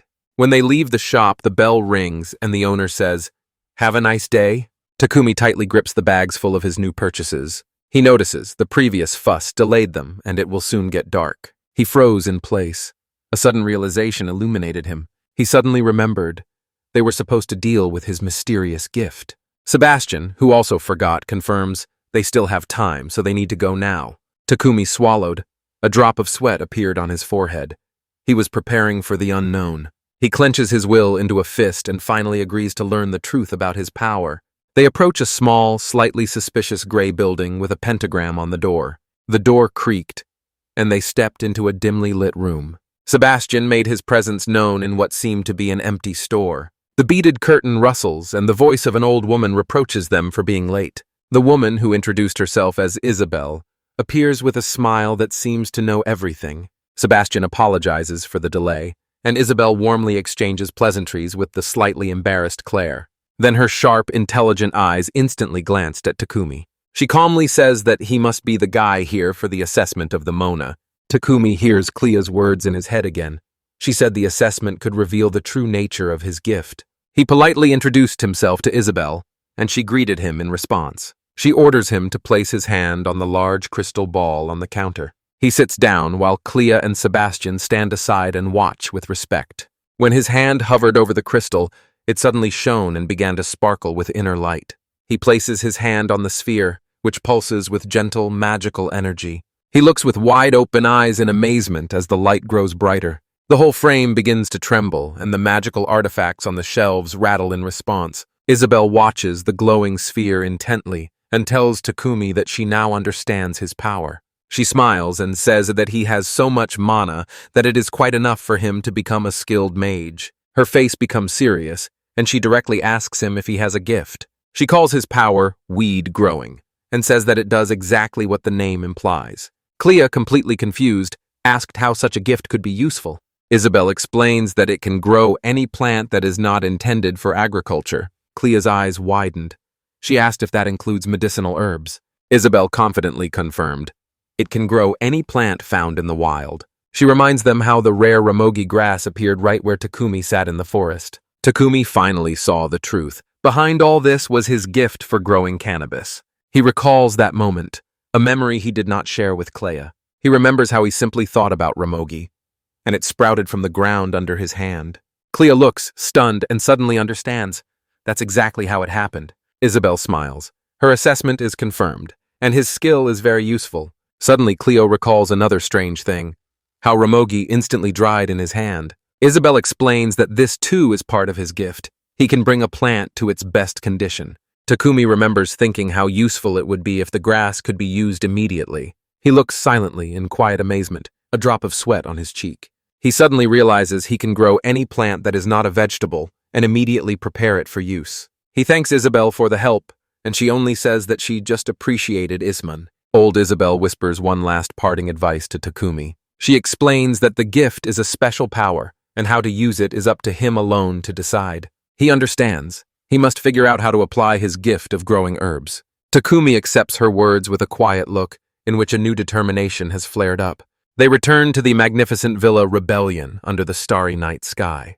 When they returned to the grand estate, it suddenly became clear what once was Greece. In the grand hall, all the servants lined up to welcome them home. Cleo suggests, first clean up the things and then gather for dinner. Lila happily tells Clea that dinner is already completely ready for them. A new chapter opens with Takumi sitting in silence, immersed in thoughts about the day's events. In his room, Takumi lets out a long, weary sigh. He admits to himself he is tired of this unfamiliar world. His expression softened when he turned his gaze to his faithful friend Leo. He gently called the massive white wolf to come closer. He gently places his hand on Leo's thick, soft white fur to calm him. He enthusiastically praises Leo for being so patient with the curious townspeople. He sincerely thanks Leo for the help when hooligans attacked them. He tells Leo that when he is near, he feels safe even here. Layla gently knocks, reminding him that it is already time for dinner. Startled, Takumi apologizes for making her wait by the door. They walk to the great dining hall to sit down for dinner. After a delicious lunch, everyone calmly enjoys a cup of tea together. Takumi is so impressed with the food that he showers it with praise. Chef Helena shines from his compliments. She deeply bows to Clea, grateful for the chance to be praised. Takumi looks at Clea, a thoughtful expression on his face. The atmosphere becomes close and intimate as they sit opposite each other at that huge table. He decides the time has come to ask her about her own story. He draws her attention, and his voice suddenly becomes much more serious than before. He reminds her that he has been completely honest with her. He asks if she will now tell him her story. Clea froze, momentarily stunned and silent from his directness. Her mind suddenly goes completely blank from the unexpected, too personal question. She is terribly embarrassed, a deep blush spreading across her cheeks. Takumi is confused. Her too sharp reaction to his simple question threw him off. He suddenly realizes that he must explain more clearly what exactly he is asking about. He asks why she lives here and why everyone respects her so much. She laughed, finally understanding that his questions were not romantic at all. She takes a deep breath and begins to explain her situation. She sharply says that they are here to escape from her father. She explains that their father adores them but constantly brings marriage proposals. Takumi jumped up in surprise when he heard about the arranged marriage meetings. She recalls how one day she received 5 proposals at once. Even her younger sister Tilla was forced to attend these meetings. Takumi is shocked. He cannot believe that a 10-year-old child was involved in this. She says they were all fed up and left their main home. Her irritation suddenly explodes. She begins to speak passionately. The sudden explosion of her emotions was so strong that the whole room felt it. For the next half hour, she did not tire of complaining about her father's actions. She finally clears her throat and apologizes for her passionate outburst. Takumi again turns the conversation back to his other question about the city. He recalls how the city guards seem to instantly know her name. She admits that her father is a duke who rules this entire land. Takumi froze in amazement when he learned that he was standing before the Duchess herself. She enthusiastically explains the ranks of the nobility and emphasizes, "The Duke is immediately below the royal family." He immediately rushes to apologize to her for his overly familiar behavior. She stands her ground. She wants him to continue treating her the same way as before. He almost fell from shock when he realized her family is second only to the king. She even asked him, "Speak to me as friendly as you do with Tilla." He hesitated, was not sure if he dared to speak so casually with the Duchess. Sebastian gently reassures him with a tender smile. Everything is perfectly fine. He explains that as the master of the Silver Fenrir, Takumi is considered their leader. Sebastian places a heavy, exquisitely decorated box on the dining table. His words bring Takumi back to their conversation about the royal family's coat of arms. He shows the Rival coat of arms, and the wolf grows fangs and claws. Takumi and Clea looked closely and confirmed that aggressive elements were added to the design. The royal coat of arms represents power itself, while the rebel's coat of arms embodies military strength. The Revolt family has a long and legendary history with the Silver Fenwirs. The Silver Fen came to the aid of his ancestor in a great war. Since then, they have considered it their duty to honor those creatures. Takumi cannot understand how those legends are connected to his gentle Leo. This very story explains why so many people in their lands recognize that beast. Sebastian catches Takumi's attention, preparing to change the subject. He quietly leads Takumi aside from the table to whisper something in his ear. Sebastian carefully asks Takumi what he wants to do with that thing. Takumi suddenly remembered the gifts he was going to buy for his sisters. He placed 2 beautifully wrapped boxes on the table in front of Clea and Tilla. The sisters look at the unexpected presents with curiosity and surprise. He explains that they are just a small token of his gratitude. He awkwardly fumbles in his explanations, and Sebastian persistently urges him to pull himself together. He encourages them to open the gifts, and they freeze in amazement. He hands the first gift, a long, slender box, to young Tilla. She impatiently tears the wrapping paper to finally see what is inside. She comes across a beautiful necklace with a pendant in the shape of a wolf. Then he hands over a second, larger gift box stunt clear. She opens it, and before her lies an exquisite corsage of flawlessly white flowers. Filled with joy, she sincerely thanks him for the beautiful, thoughtful gift. Immediately, Clea called the maid Layla to come and help her. Layla gently helps her pin the beautiful floral corsage into her long, light hair. She turns to Takumi with an excited smile and asks how the new accessory suits her. He tells her that she was already beautiful, and now she has become even more beautiful. Sebastian and Leo watch the scene with warm, happy smiles. The next day, Takumi sits in the yard and reads a botanical encyclopedia. He marvels at the incredible variety of healing herbs in this new world. The shot suddenly takes us back about half an hour to the beginning of his experiment. He finds Clea and politely asks if he can borrow the garden. He enthusiastically explains that he wants to experiment with his gift of growing cannabis. Clea became interested in his request to test her newly acquired power. He is eager to find out what useful plants he can create with his ability. Clea smiles and willingly agrees, allowing him to use the garden. Takumi shifts his gaze to the elegant butler Sebastian. He asked if there are any books about medicinal herbs in the villa. Later, as if enchanted, he immerses himself in a thick botanical encyclopedia. The book page is open. It shows a plant with thick, fleshy leaves and sharp thorns. He stands in the garden and wonders how to read that unfamiliar text. Suddenly it occurs to him, could that line of plants be aloe? He decides to test his power, to create a plant that is easy to imagine. Rolling up his sleeves, he prepares to test his new theory. Sebastian, Cleotilla, and Leo held their breath, watching him. He crouches low to the ground and announces that he is about to begin. He begins to invoke the name of his unique and powerful gift. He places his hand on the ground, and his ability to grow weeds comes to life. The earth before him suddenly erupts upward, raising a cloud of dust. His eyes suddenly widen in surprise. The reaction was instant and powerful. The entire audience, even Leo, held their breath in shared amazement. From the disturbed soil, the first leaves of a new plant break through. It grows as if before their eyes. Its thick leaves rapidly unfold. He froze in awe, looking at the huge, fully grown plant he had just created. Tilla loudly celebrates her success, while Sebastian and Clea are simply stunned. Sebastian approaches and asks if Takumi is already familiar with the caviar plant. In the very center of the garden proudly towers an amazing giant plant. Takumi says that in his world there was also a similar plan. The butler listens attentively, trying to comprehend this incredible new information. Sebastian explains that ro is a powerful healing herb in this world. Takumi realizes with crystal clear confidence, this is the same as what Alohi knows. Suddenly, listening to the butler, he jumped up from the chair. Sebastian reveals the secret. This herb heals wounds instantly as soon as you apply it. He adds that it can even heal wounds to the bone without leaving a single scar. Takumi is stunned.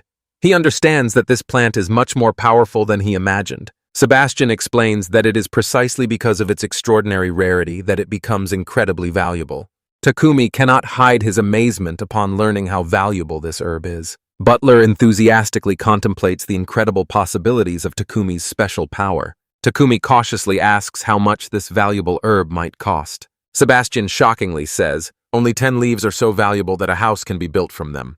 Stunned, Takumi suddenly realized he could become a merchant and sell these herbs.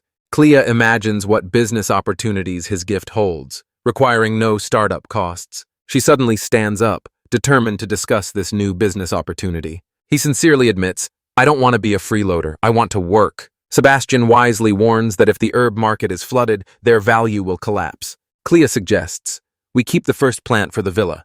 Then she offers him cooperation if he decides to sell his herbs. She solemnly proposes that the Revelt family take over all sales. He confirms that she means the ducal house will act as the official seller. She simply says, taxes go only to running the country and to the army.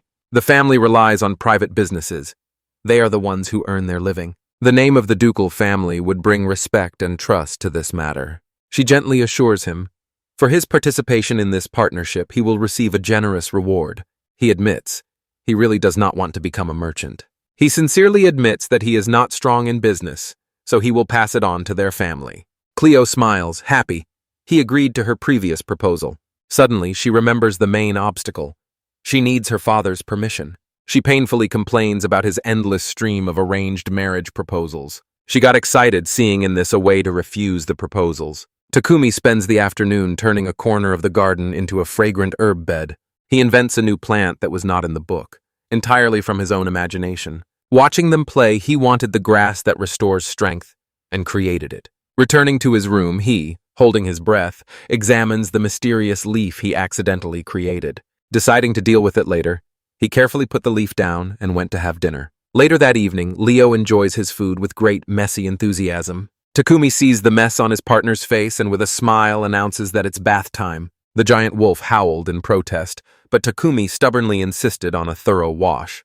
He drags the reluctant wolf away, and Clea quietly smiles. Water splashes in the luxurious marble bath of the villa, and Takumi tells the upset Leo that from now on, baths will become a regular part of their day. With a smile up to his ears, he prepares to pour warm water over the giant wolf. He energetically brushes Leo's back, foam flying everywhere. Leo closes his eyes and endures the thorough, splashy washing. Covered in soapy foam, Kumi mockingly remarked how dirty his giant partner was. He thinks it's not surprising, after their recent walk through the forest. He suddenly says it's time to wash Leo's face, and the wolf froze in surprise. He scolds Leo for smearing his beautiful face with meat sauce. Wiping sweat from his forehead, he proudly exclaimed that the hard laundry was finished. Leo shakes himself energetically, and water splashes all over the room. He calls the maid Layla to help dry the huge, dripping wolf. The majestic, empty bathhouse quietly breathes steam after they finished. Takumi can finally relax. He immerses himself in hot water and sighs deeply. He smiles contentedly, thinking how delightful a bath is after a long day. He splashes joyfully and exclaims that a big bath is simply the best. He thought that bathing Leo was hard work but also fun at the same time. The sound of the door opening rang out, and it became clear. He had returned to the main villa. He sincerely thanks the gathered staff and family for the opportunity to use the bath. Tillix enthusiastically says how incredibly soft Leo's freshly washed fur is. Cleo gladly welcomes him and praises how diligently he bathed the giant wolf. Tilla buries her face in Leo's fur, captivated by its incredible softness. Cleo says that Leo's silver cloak now seems to shine even brighter. She thoughtfully reflects that because of his noble appearance, it is easy to believe the legend. Takumi agreed.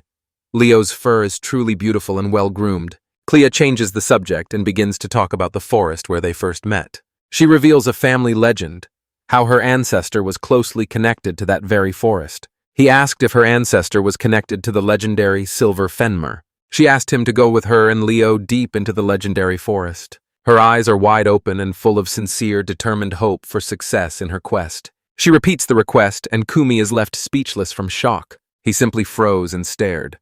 Her sudden, serious request stunned him. The whole house, even Leo, froze in shock. She enthusiastically tells that it was in those very forests that the legendary meeting of her ancestors took place.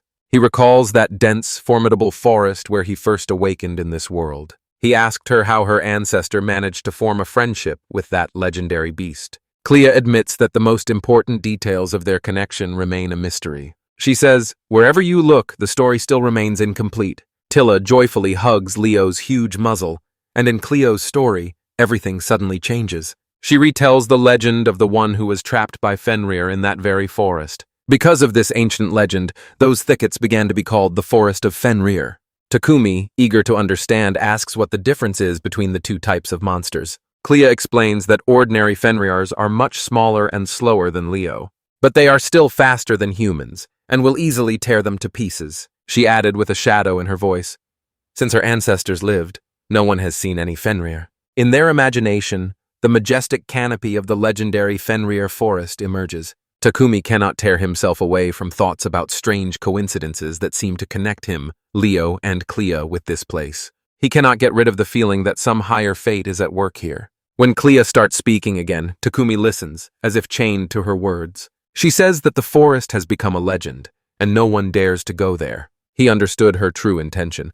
She believes that the power of Fenrir still lives there. Clea smiles brightly and confirms his suspicion is entirely correct. But Sebastian panicked and rushed forward, begging his lady to reconsider. He stubbornly insists that the journey is too dangerous, even with their powerful companions.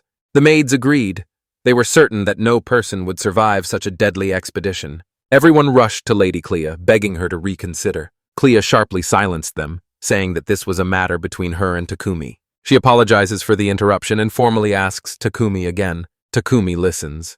The weight of her sincere request descends upon him. Cleo looks at him. In her eyes glimmers unbreakable hope and firm determination. He feels the tension in the air tightening around him. Refusing her is simply impossible. He asks to consult with Leo first, and Cleo readily agrees. Turning away from the tense group, Takumi calls his partner. Leo lifts his head from Tilla's embrace, his entire gaze fixed on Takumi. Now, standing opposite his giant companion, Takumi prepares to explain the situation. He asked Leo what he thinks about returning to the forest together with Lady Clea. He looks his partner in the eyes and asks if he is really ready to embark on this journey. He loudly expresses concern about the dangers, and Leo just confidently barks in response. Takumi is shocked. He realized that Leo just dismissed the legendary Fenrirs, calling them trivial. He translates for the group, and the Silver Fenrirs will greet each other like kin. He is amazed. Leo boasts that he can easily defeat an entire pack. He worries about other monsters, but Leo dismissed them with another bark. Leo insists. All other monsters are just trivial compared to Fenrir. Takumi cannot understand where his partner has so much knowledge about these legendary creatures. Then he asked Leo how he could understand him at all, and it was a mystery to both. Deciding to agree, Takumi smiles and says there is nothing to worry about. Receiving enthusiastic approval from Leo, Takumi finally made his decision. He turns back to Claire, who is waiting, ready to give her his answer. Taking her by the hand, he agreed to go, to her immense joy, and the household staff watch with pure, genuine horror. Takumi turns to the employees, feeling their instant and strong objections. All three could only give a weak, broken response. He sincerely tells them that he understands their desire to stop Cly's dangerous plan. Sebastian grimly confirms that this is indeed their greatest concern. He does not want to see his beloved exposed to any danger. But Takumi assures them, with Leo, the forest will be safe. Doubt freezes on Sebastian's face, as if it really is so. When Takumi confirms this, Layla, with a tremor in her voice, asks how he manages to understand the great beast. He honestly says he does not know how, but somehow miraculously just understands his partner. Lila notices that Leo seems to agree with every word Takumi says. Three servants froze, completely speechless from this incredible revelation. Leo bursts out with a series of powerful barks, as if confirming everything. Takumi gave Leo the final guarantee. The Silva Fenrirs will not fight among their own. Clea asked if he was satisfied, and the defeated Sebastian finally gave in. When everything was settled, Clea joyfully announced that their plan was moving forward. She asked him to prepare so they could depart as early as tomorrow. Takumi then asks Clea why she is so stubbornly searching for another Silver Fenrir. She freezes, not daring to answer, and looks back at her younger sister Tilla. She changed her mind and gently suggested postponing the conversation for another time. She notices that their long talk has lulled Tilla to sleep. Takumi and Clea exchanged a quiet, understanding glance over the sleeping girl. She whispers that she will explain on the road, away from Sebastian's ears. Takumi quietly agrees to keep her secret until they are alone. She gives him a small, knowing smile, sealing their secret pact. Later, in the quiet solitude of his room, Takumi sinks into thought. He reflects that he never thought he would find himself again in that terrible forest. After the orcs and getting lost, he promised himself, never back. But Clea's desire and his own curiosity made him change his mind. His gaze stops on the mysterious leaf he created with his gift. He simply left the strange plant lying on the small table. He mentally promises himself to sort out his belongings as soon as he finds time. Before he could even blink, Leo suddenly grabbed the leaf with his mouth. The great wolf swallows the unfamiliar herb in one quick gulp. While Leo chews contentedly, Kumi screams at him in fright. He looks at his partner, his face like a mask of pure shock. He grabbed Leo by the face, panicking that the unknown herb might be poisonous. Suddenly, a powerful energy bursts from Leo, pushing the stunned Takumi back. Takumi only looks with distrust, not understanding what is happening to his friend. The entire great wolf seems to shine with new life force. His tail wildly wags while Takumi asks what happened. He asked Leo what the mysterious herb did to him. He understands the answer.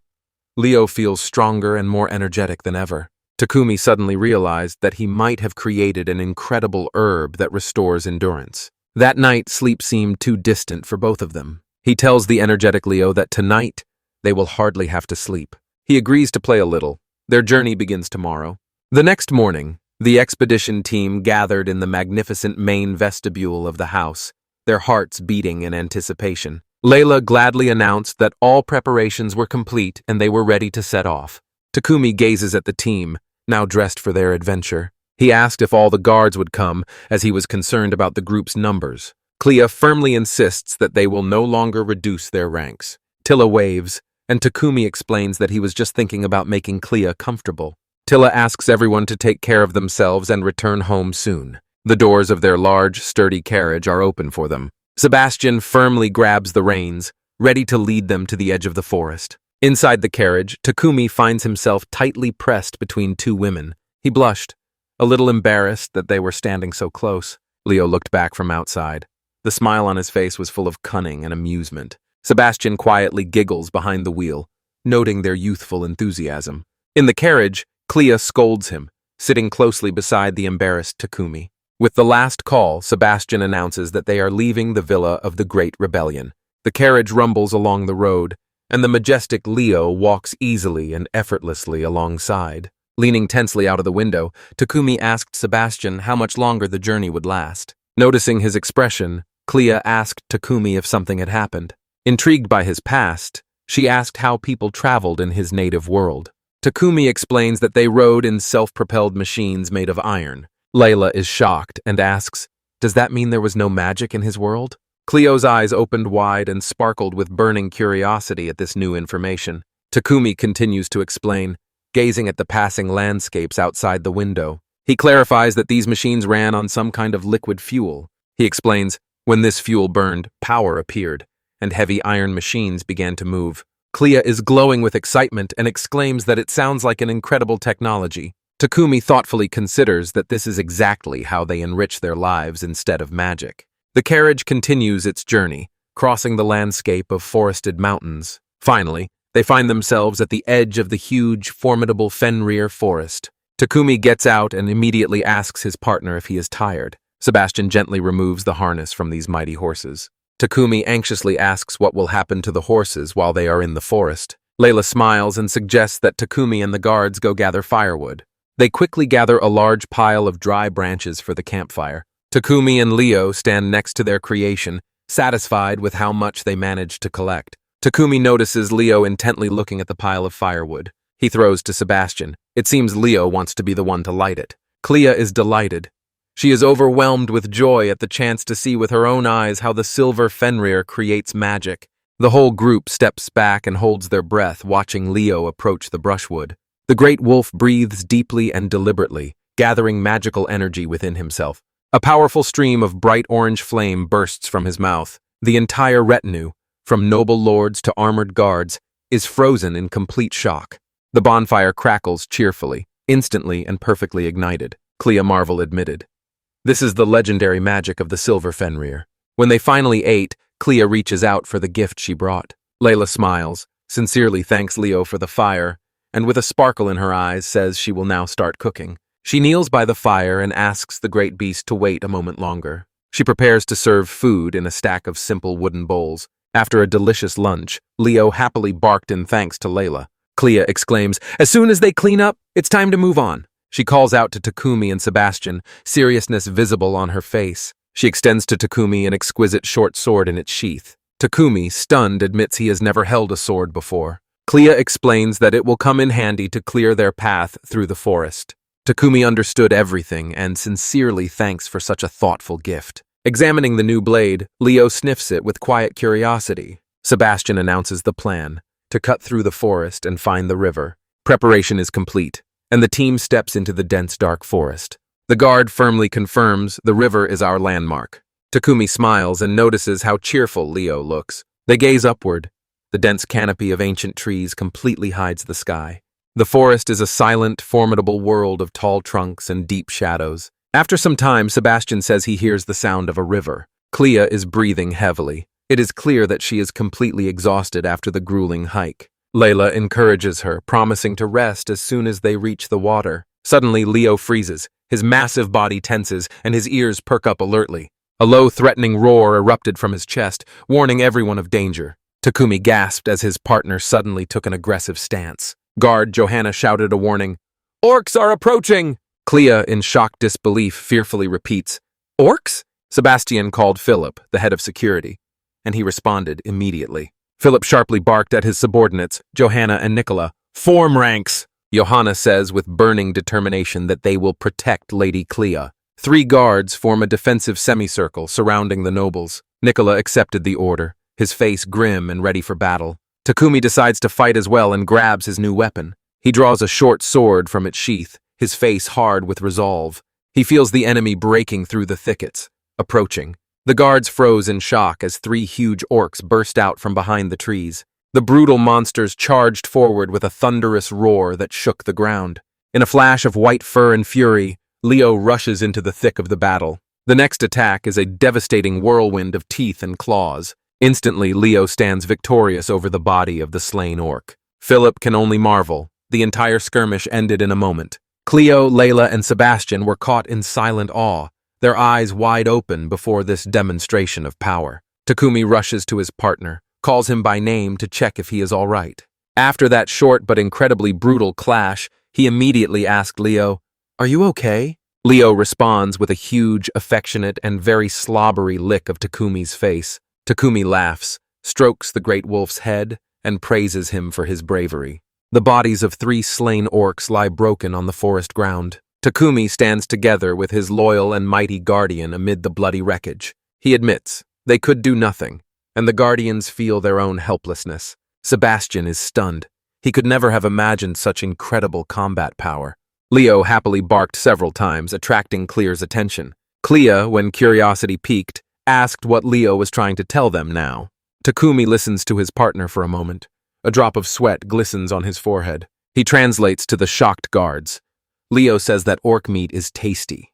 Clea says that orcs are deadly dangerous enemies even for the most hardened soldiers. Takumi tells the guards with shockers that for now they should head to the river. He asked Leo if he was able to carry one of the heavy orc carcasses. Sebastian smiles and says how reliable their mighty companion is. Then he commands the guards to carry the last 2 orc bodies. The guards barely withstand the incredible weight of the fallen monsters. Takumi looks at them and thinks about how difficult their task is. Suddenly he is enlightened.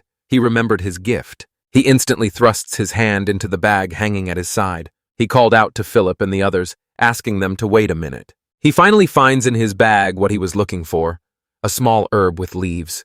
He extends a strange plant to the bewildered guards. He explains that if eaten, carrying orcs will probably become much easier. The guards look at the herbs with distrust, but eventually agree to give them a chance. Each of them quickly stuffed the strange, bitter leaves into their mouths. The guards taste the herb with pleasant surprise.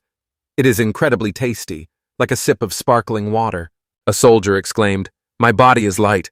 I can even lift an orc." To powerful roars, the revived guards easily lift the heavy orc bodies. Clea is stunned, and Takumi explains that he created this herb by growing hemp. He raises the miraculous leaf, the source of their revived strength. Takumi reluctantly waved his hand, called it a random creation, and urged them toward the river. Clea puffs her cheeks and insists that he explain everything to her later. The dense forest finally parts as they approach a clearing on the riverbank. Takumi strides forward and announces that they have finally reached their destination. Clea sighs with relief, happy that they can finally rest a little. With a joyful bark, Leo dashed to the river. Takumi encourages the tired Clea, whispering that they are almost there. The big wolf splashed happily, enjoying a refreshing swim in the cool water. On the riverbank, Leo energetically shakes off drops of water while the rest of the group settles down. Takumi smiles, noticing that his partner is still swimming in the same dog paddle style. Clea sits alone on a rock, eyes closed, absorbed in quiet, sad thoughts. The group worked swiftly, quickly cutting the meat and preparing the evening meal. On the shore, the guards continue their grim work, preparing the orcs. Takumi called out to Clea, breaking the silence that enveloped her solitary reflections. He approaches her and says that they have decided where they will camp. Takumi asks if she is all right, sensing her quiet anxiety. She forces a smile, insisting that everything is fine and she can move on. He looks worried, feeling that she has crossed the limit of her strength.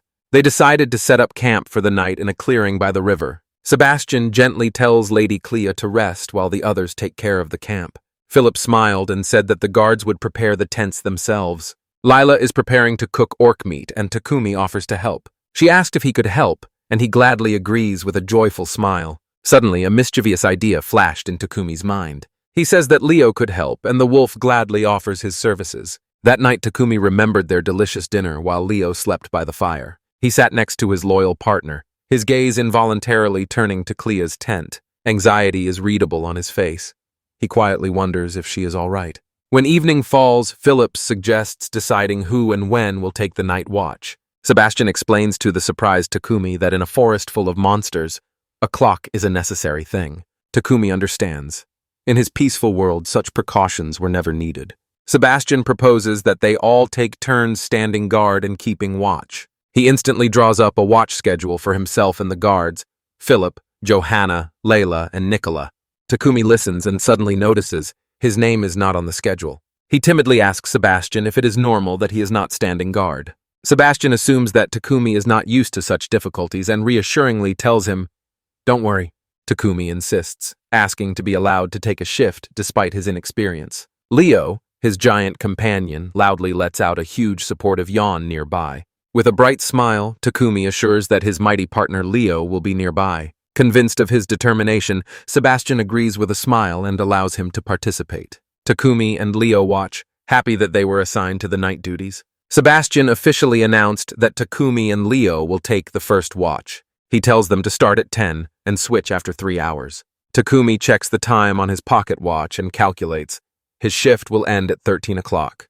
Suddenly, Clea jumps up and announces that she will also stand watch. Takumi looks at her, completely surprised by her stubborn persistence. Sebastian immediately objects, reminding her how exhausted she is after their journey. Philip adds, If she is still tired tomorrow, they will have to return. Everyone, even Leo, looks on, deep anxiety in their eyes.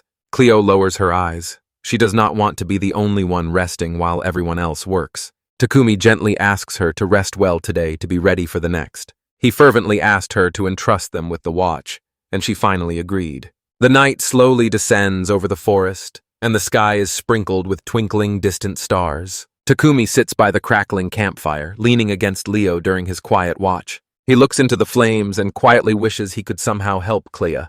The quiet moments of his watch slowly ticked under the dark canopy of the forest. He glanced at his pocket watch. The hands clicked, counting down the minutes until the end of his shift. He noticed about an hour of watch left. From his post, he vigilantly watches the camp, silently dozing. He and Leo suddenly turn their heads, hearing a sound from one of the tents. Clea appears with a warm smile and praises them for their diligent work on the watch. In the night silence, suddenly a rustle, the tent flap opened. During watch with Leo, Takumi asked Clea if she could not fall asleep. She smiled gently and assured him that it was not so. She quietly asks if she can join him, and he warmly invites her to come closer. Sitting by the crackling fire, she quietly thanks him. Above her, a deep sadness seems to hang, dimming her usual cheerfulness.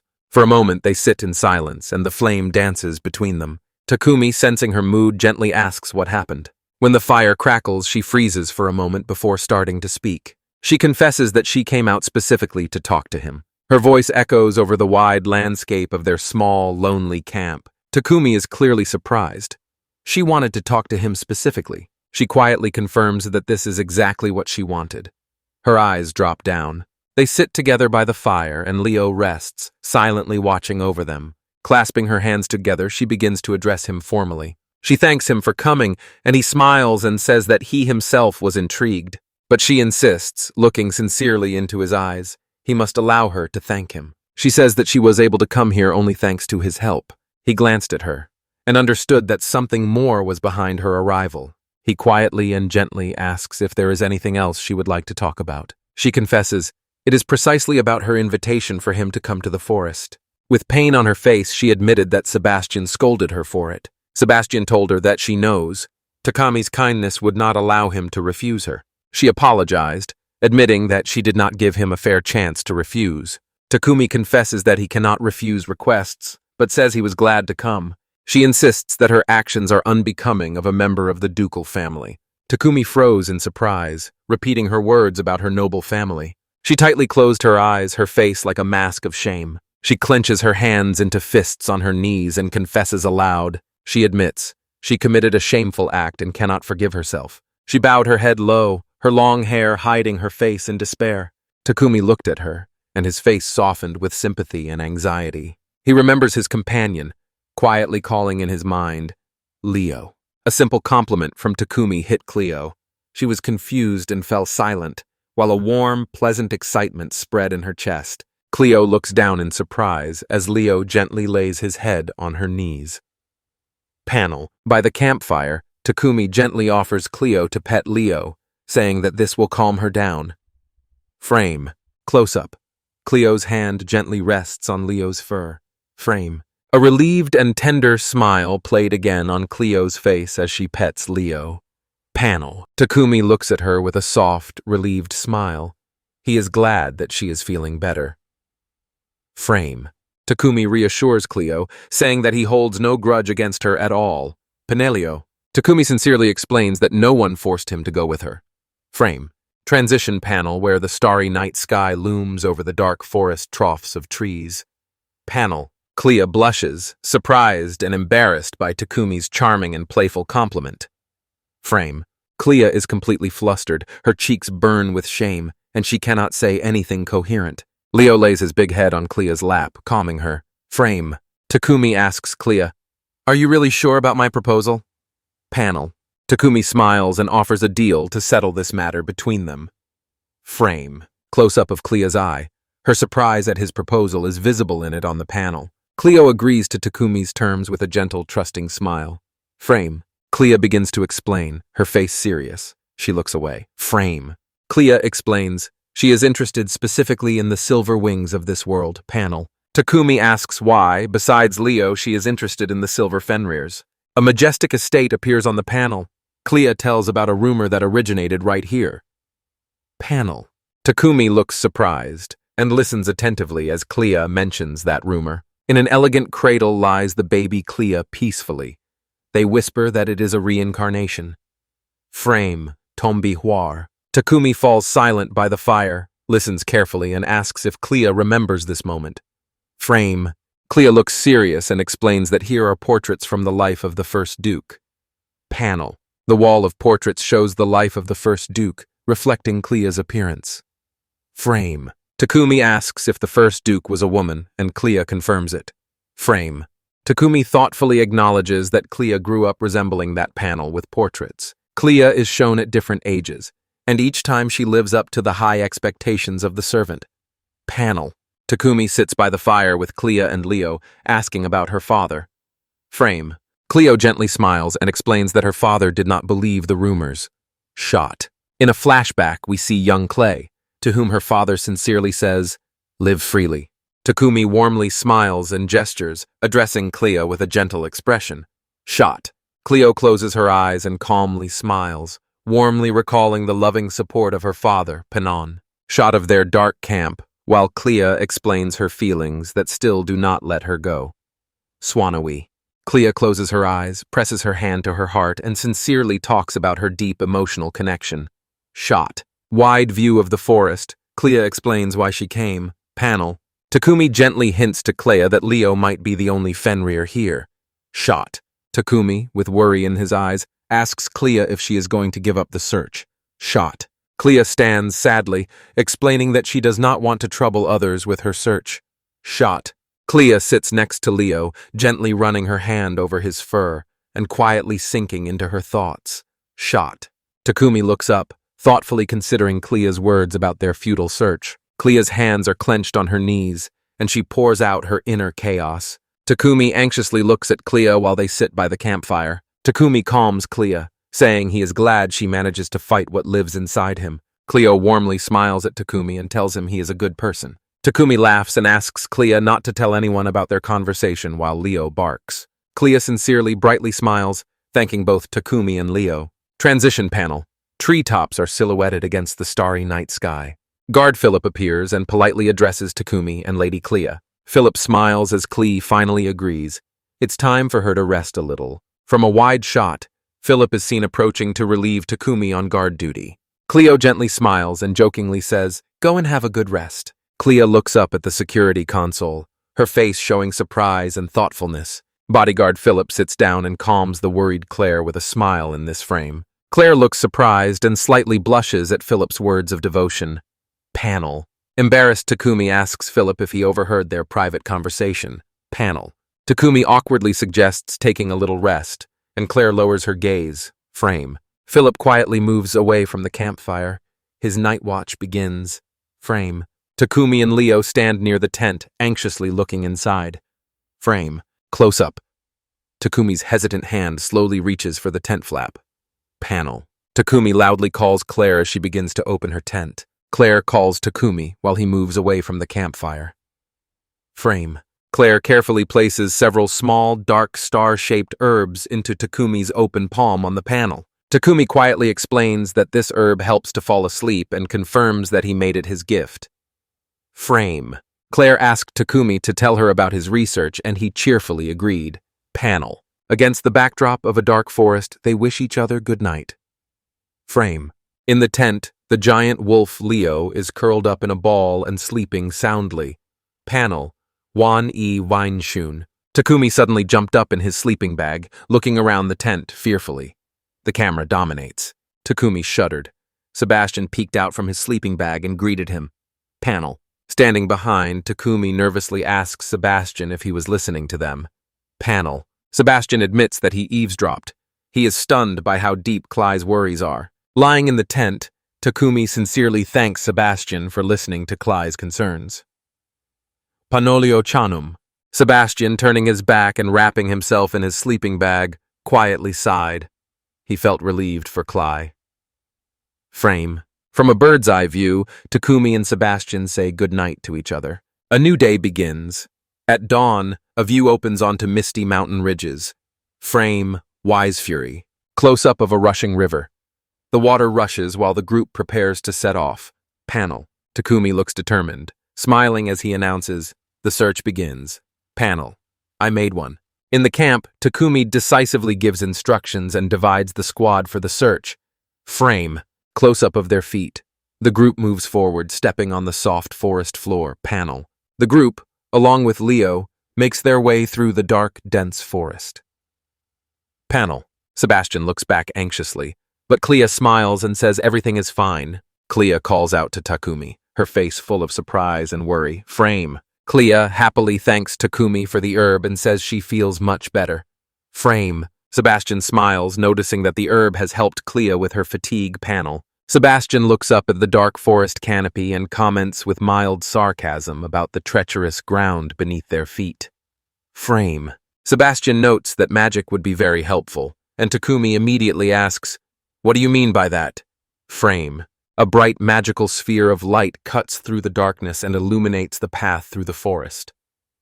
Frame. Sebastian holds the light and encourages Takumi, "With practice, you will be able to master simple spells." Panel.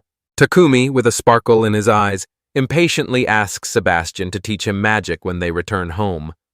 Frame. Clea excitedly interrupts and offers to teach Takumi some magic herself. Panel. Sebastian smiles awkwardly, and Clea looks at him, waiting for an answer. Takumi modestly asks himself if he is truly worthy to teach Clea magic. Panel. Sebastian happily entrusts the magic lessons to a confused Takumi in the frame. On the second day, Takumi and Leo stand side by side in a forest panel. Two armored guards kneel down and carefully examine the forest floor. Panel. In a narrow panel, the forest floor of the third day. Panel. Close-up of a night panel, the company's campfire crackling. Sebastian says to Takumi, 3 days, and found nothing. Panel. Around the campfire, a distressed Cleo whispered that the Fenrirs have disappeared. Panel. Close-up of Cleo's face. Fatigue and disappointment from their search are visible in every feature. Panel. The large wolf Leo lays his head down and listens while someone talks about everyone. Takumi suggests, 1 more day of searching, and only then we give up. Sebastian asked Clea if she is really sure about their decision to stop. Panel. Clea smiles sadly and says that everyone has already done enough for her because of her selfish request. The camera pans. The guards are worried whether to continue the search when everyone can barely stand. Frame. Takumi thinks that everyone knows about Clea's worries and wants to help her. Panel.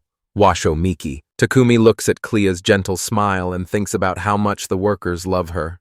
Panel. Takumi sits alone, deeply immersed in thought, looking for a way to help complete his quest. Frame. The transition panel shows the forest canopy. It is clear that a new day has begun. The next day, exhausted, Takumi leans against a tree, breathing heavily. Panel. Takumi looks at Leo resolutely and asks, "What should we do?" Takumi firmly told Leo that he does not want to return home empty-handed. Leo happily places his paw on the confused Takumi's shoulder and barks encouragingly. Frame. Takumi suddenly opened his eyes wide, remembered about his gift of growing weeds. Panel. Confident Takami explains his plan, to grow hemp to help everyone. Frame. Takumi looks at the surprised Sebastian and Cleo, who is listening attentively in the forest. Frame. Close-up of Clea's face. She speaks with wide eyes, surprised and worried. Panel. Takumi addressed the whole group, and, restrained and heavily, explained that he forgot something very important for their mission. Panel. Takumi explains to the guards how his gift can relieve their fatigue. Frame. The guard skeptically asks, "Can Takumi's herbs really help us in the search?" Frame. Takumi decisively clenches his fist and says that there is almost no time left. Takumi thanks the happy Leo, saying that the wolf helped him remember his skill. Takumi clenches his fist, determined to show them the results of his research. Frame. Takumi firmly presses his palm to the ground to activate his power. Frame. Using his gift of growing herbs, Takumi creates a patch of grass before their eyes. Frame. Takumi proudly announces his success, and Sebastian is frozen in complete astonishment. Panel. Takumi carefully tears a leaf from the patch of herbs he just created. Frame. Takumi extends the freshly grown herbs to the rest of the tired company. Frame. Clea, hesitating, cautiously bites a piece of the mysterious herb that Takumi extended. Panel. The team is amazed. The herb instantly relieves their fatigue. Frame. Satisfied with the result, Takumi prepares to offer them another herb. Frame. Night falls and Clea quietly asks Takumi to extinguish his light spell. Sebastian explains that poor visibility in the forest is not a problem at all. Frame. A wide panel reveals a dark, dense forest, the feeling that something is about to happen. In a small cloud, it is seen Takumi is about to take the healing herb. Panel. Takumi confidently smiles at Clea and Sebastian, ready to use his gift. Frame. Close-up of Clea's eyes. Sudden shock slowly turning into realization. Penny fine. Clea looks mesmerized and confused, trying to understand what is happening to her. Clea's eyes are wide open. She explains that she suddenly began to see clearly. Frame. The group looks up with admiration as the forest seems magically illuminated. Frame. The magically lit forest rustles. Clea suddenly feels that her hearing has changed. Panel. Takumi smiles, and his smile clearly confirms, to everyone's surprise, that this is the second effect of this herb. Clea raises her eyes to the dark forest and looks distrustfully at the herbs given to her. Frame. Takumi enthusiastically talks about the effect of two herbs, while Sebastian and Leo listen attentively from the panel. Cleo realizes. She now feels the presence and hears the sounds of creatures nearby. Frame. Illuminated by new hope, Clea clenches her fist. She is determined to succeed today. Panel. The group makes their way through the dense forest, with Takumi and Leo walking ahead. Panel. Sebastian quietly tells the thoughtful Cleo that the sun is beginning to set. Panel. Close-up of Clea's eye. It burns with unwavering, extraordinary focus. The group flinched at Leo's sudden loud barking. I am his fist of noise. Takumi turns to Leo and, while the wolf is still barking, asks, "What's wrong?" Takumi translates Leo's warning, explaining that monsters are fighting ahead. Takumi excitedly calls out to the breathless Cleo, and Leo persistently barks. Panel. Stunned Clea announced that she finally found the Fenriers. To her shelter, Sebastian and Agard look at Takumi. Distrust and anxiety are visible on their faces. Panel. The guard thinks that Leo's senses are extremely sharp. The effect of the grass has enhanced them. Panel. Takumi looks serious and thoughtful. Are the Fenriers really on that forest panel? Leo urgently growls at Takumi, who understands that the Fenriers are under attack. Panel. Takumi asked what monster could attack a Fenrir, and Sebastian suggested, probably trolls. Panel. Takumi explains that trolls are weaker than Fenriers, unless they attack in groups. Panel, when I show you. Sebastian confirms. The monsters are trolls. There are 5 of them. Panel. Clea decisively exclaims that they must help the Fenriers despite the guard's protests. A guard protests to Clea, shouting that they cannot handle 5 trolls. 1 panel for no one. A powerful rumble fills the frame. It is a sign that power is growing and changing, and there is a lot of it. Clea raises her gaze, surprised and full of hope, her eyes wide open. Panelm. Takumi smiles, confirming that Leo is ready and willing to fight. Frame. Cleo bows low before Leo and respectfully asks him for help, and he barks excitedly. Panel. A loud, sharp sound signifies a sudden and incredibly fast movement. Frame. Takumi points forward and shouts for Leo to go ahead into the fight. Frame. The group rushes through the forest, and Takumi feels that Leo is fighting the trolls. Frame. Takumi smiles, full of pride and admiration, feeling Leo's incredible strength. She will understand it. Arriving at the clearing, Takumi anxiously calls Leo, seeing him over the fallen Fenrir. In the forest clearing, Takumi walks ahead, and Leo spins nearby, persistently demanding attention. Frame. Takumi suddenly turns around, his face full of surprise. He calls Leo. Frame! From above, the view opens. On the ground lie the bodies of 2 dead Fenriers. Panel. A close-up shows the empty ground where the monster's body was just recently. Panel. The remains of the monster sizzle and dissolve into nothingness. Frame. Takumi, Clea, and Sebastian freeze in shock, looking down at the empty spot. Frame. Takumi asked Leo what happened, while the wolf calmly sits nearby. Frame. Now we switch to the first. Cleo looks at Takumi with worry in her eyes and asks about the Fenrir panel. Close up on Leo's calm eye looking down. Panel. Leo tilts his head and gently sniffs the abandoned piece of clothing. Takumi looks serious and asks Leo what he found. Frame. Close-up of Clea's face, full of horror, hands covering her mouth in shock. Panel.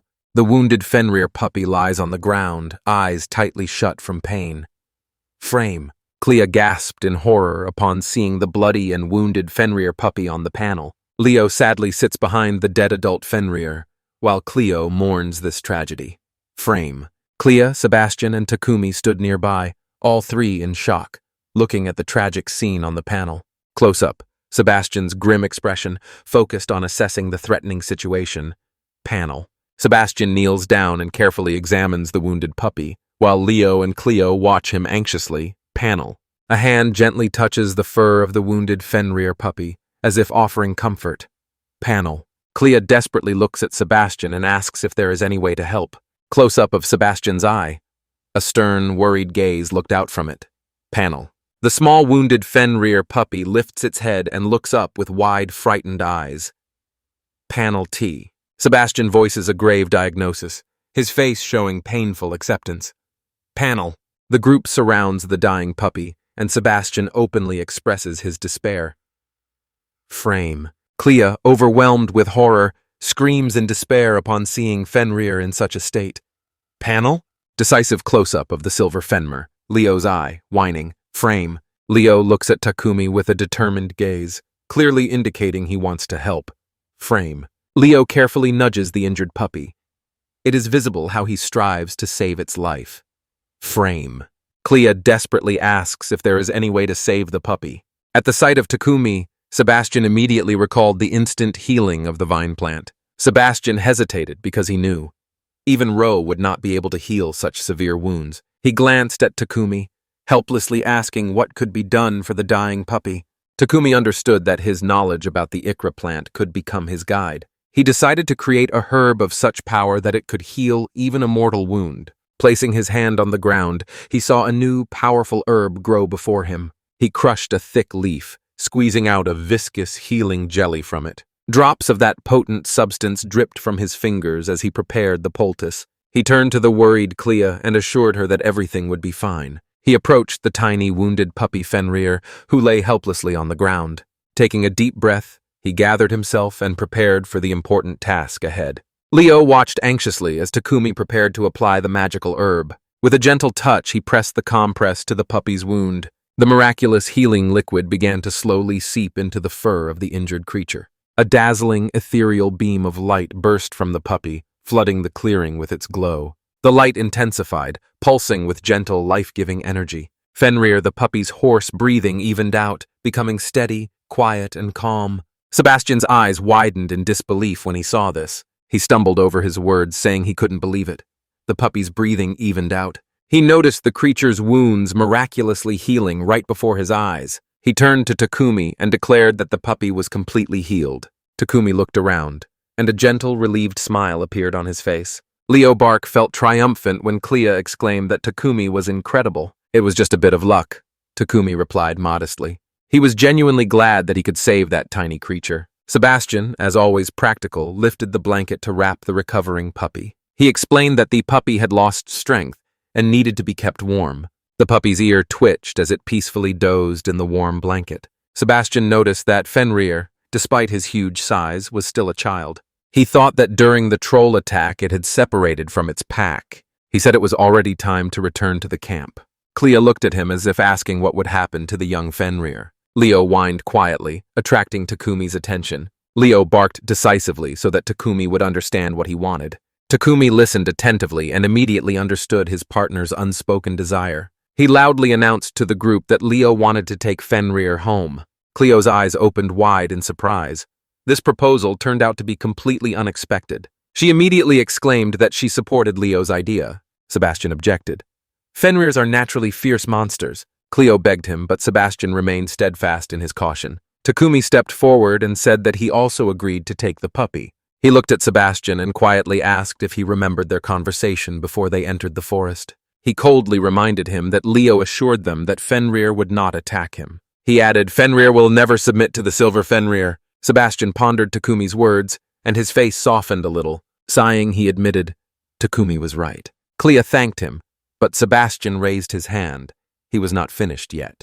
He set a condition. If the puppy harms anyone, it will be expelled. Clea agreed to the terms with a joyful smile, while Takumi and Leo just watched. When everything was settled, Sebastian smiled and suggested returning to the camp. Clea gently stroked the puppy and whispered happily that their mission was successful. Takumi thought that she was probably dreaming of meeting the silver Fenrir. Clea's hand gently rested on the soft white fur of the sleeping puppy. She hugged the little creature to herself and quietly whispered that it was safe now. She asked Leo in a friendly manner if she could carry the puppy. Leo looked at them, a gentle expression on his face, while Clea held the puppy. Takumi was amazed at how much Leo cared about the young Fenrir. He wondered, did Leo see his own past in this abandoned creature? Clea tightly pressed the puppy to herself, a calm smile playing on her face. She turned to the group and said it was time to return home. Night fell on the forest, and the stars twinkled in the clear sky. At the camp, the guards froze in shock upon seeing the creature in Clea's arms. Clea explained that this was Fenrir's cute puppy, which Leo had saved. Two guards stood still, their mouths agape in complete astonishment. The puppy's eye tremulously opened. It had woken up in a completely unfamiliar place. Clea asked if it had woken up, but the puppy was frightened by everything around. It began to struggle desperately, its face like a mask of pure horror. It let out a series of piercing squeals, trying to break free. Clea gently calmed the puppy, whispering that Leo would protect him. She gently promised the frightened creature that she did not want to harm it. Leo approached and spoke to the puppy with a series of soft barks. Takumi watched as the two creatures seemed to have a full conversation. The campfire crackled, flooding the clearing with warm light. The guards were delighted. They had indeed brought Fenrir's puppy with them. They placed food for Ebola right in front of the now calm creature. The puppy ate greedily while the company relaxed by the fire. Takumi leaned against a large tree and observed the calm, peaceful scene. He pondered his new life with the silver Fenrir and the Fenrir puppy. He sadly thought that his dream of a measured life seemed farther away than ever. The next morning, the sun brightly pierced through the forest canopy. The company was making its way through the last stretch of the forest. They came out to the edge of the forest, and Clea exclaimed joyfully that they had returned. The guard noticed them and lit up with joy upon seeing that they had returned safely. The guard, casting a brief glance at them, noticed that they had returned earlier than expected. Sebastian Riley replied sadly that they had found less than they had hoped for. The guard, confused, looked at Fenrir the puppy in Clea's hands. Sebastian explained that they had saved the harmless Fenrir, and the puppy understood everything. They approached the waiting carriage, ready to head back to the villa. Takumi suddenly realized the carriage was too cramped to fit everyone.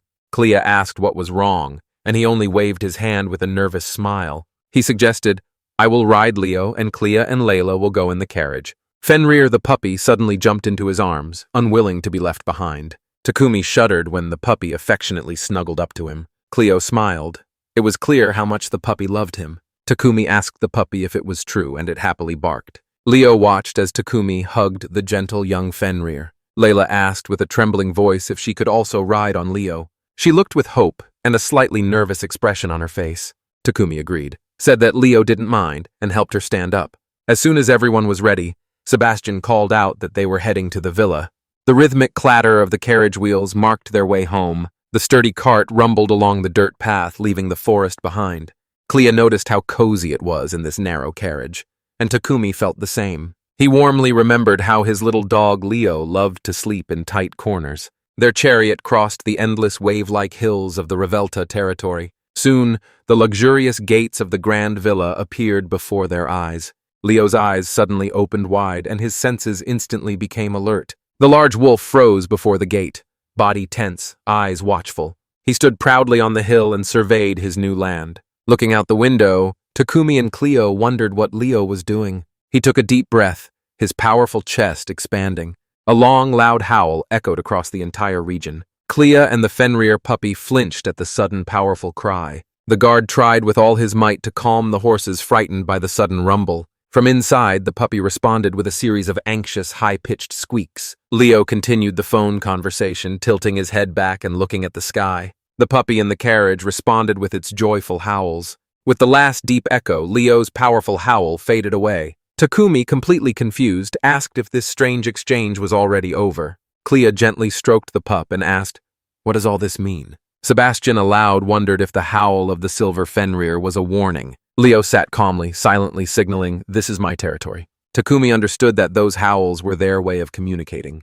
He remembered how it once seemed as if Leo was talking to the puppy. The puppy raised its head and looked at Leo with an attentive gaze. Cleo agreed and noted that it really looked like a conversation. Takumi leaned out the window to address his partner directly. He asked Leo what that howl meant. He explained Leo's message. This land was now his territory. Takumi understood. It was a solemn proclamation of his possessions. Then he looked at his partner and asked what Fenrir's puppy replied. The puppy he brought eagerly wanted to join Leo's pack. Takumi turned to Clea, as if confirming that this conversation was theirs. Clea thought that howl was a ceremony to welcome a new packmate. She noticed that the little puppy had finally completely calmed down. A gentle, understanding smile blossomed on her lips. The puppy, now officially part of the pack, slept peacefully. As soon as they arrived, the team greeted them like home with a majestic chorus. Takumi smiled, still impressed by the solemn reception. Clea gently asked people to speak more quietly for the sake of the puppy. Little Fenrir was sleeping peacefully, and the noise around could not wake him. Tilla hurriedly rushed outside, calling her sister by the names Takumi. She shone, loudly exclaiming a joyful "welcome home" to those returning. Cleo smiled warmly and greeted her younger sister. Tilla's geese immediately pounced on the sleeping creature in Cleo's arms. Clea explained that this was Fenrir's puppy. They had rescued him from the forest. Tilla melted with delight and exclaimed how cute this little Fenrir was. Clea gently asked her to be a little quieter. "The puppy is injured," she explained. "He needs a lot of rest."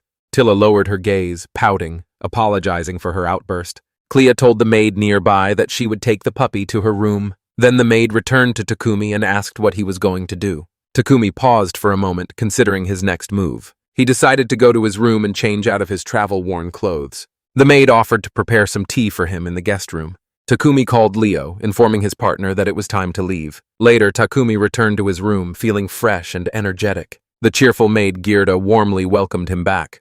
He sipped the tea, smiled contentedly, and praised her.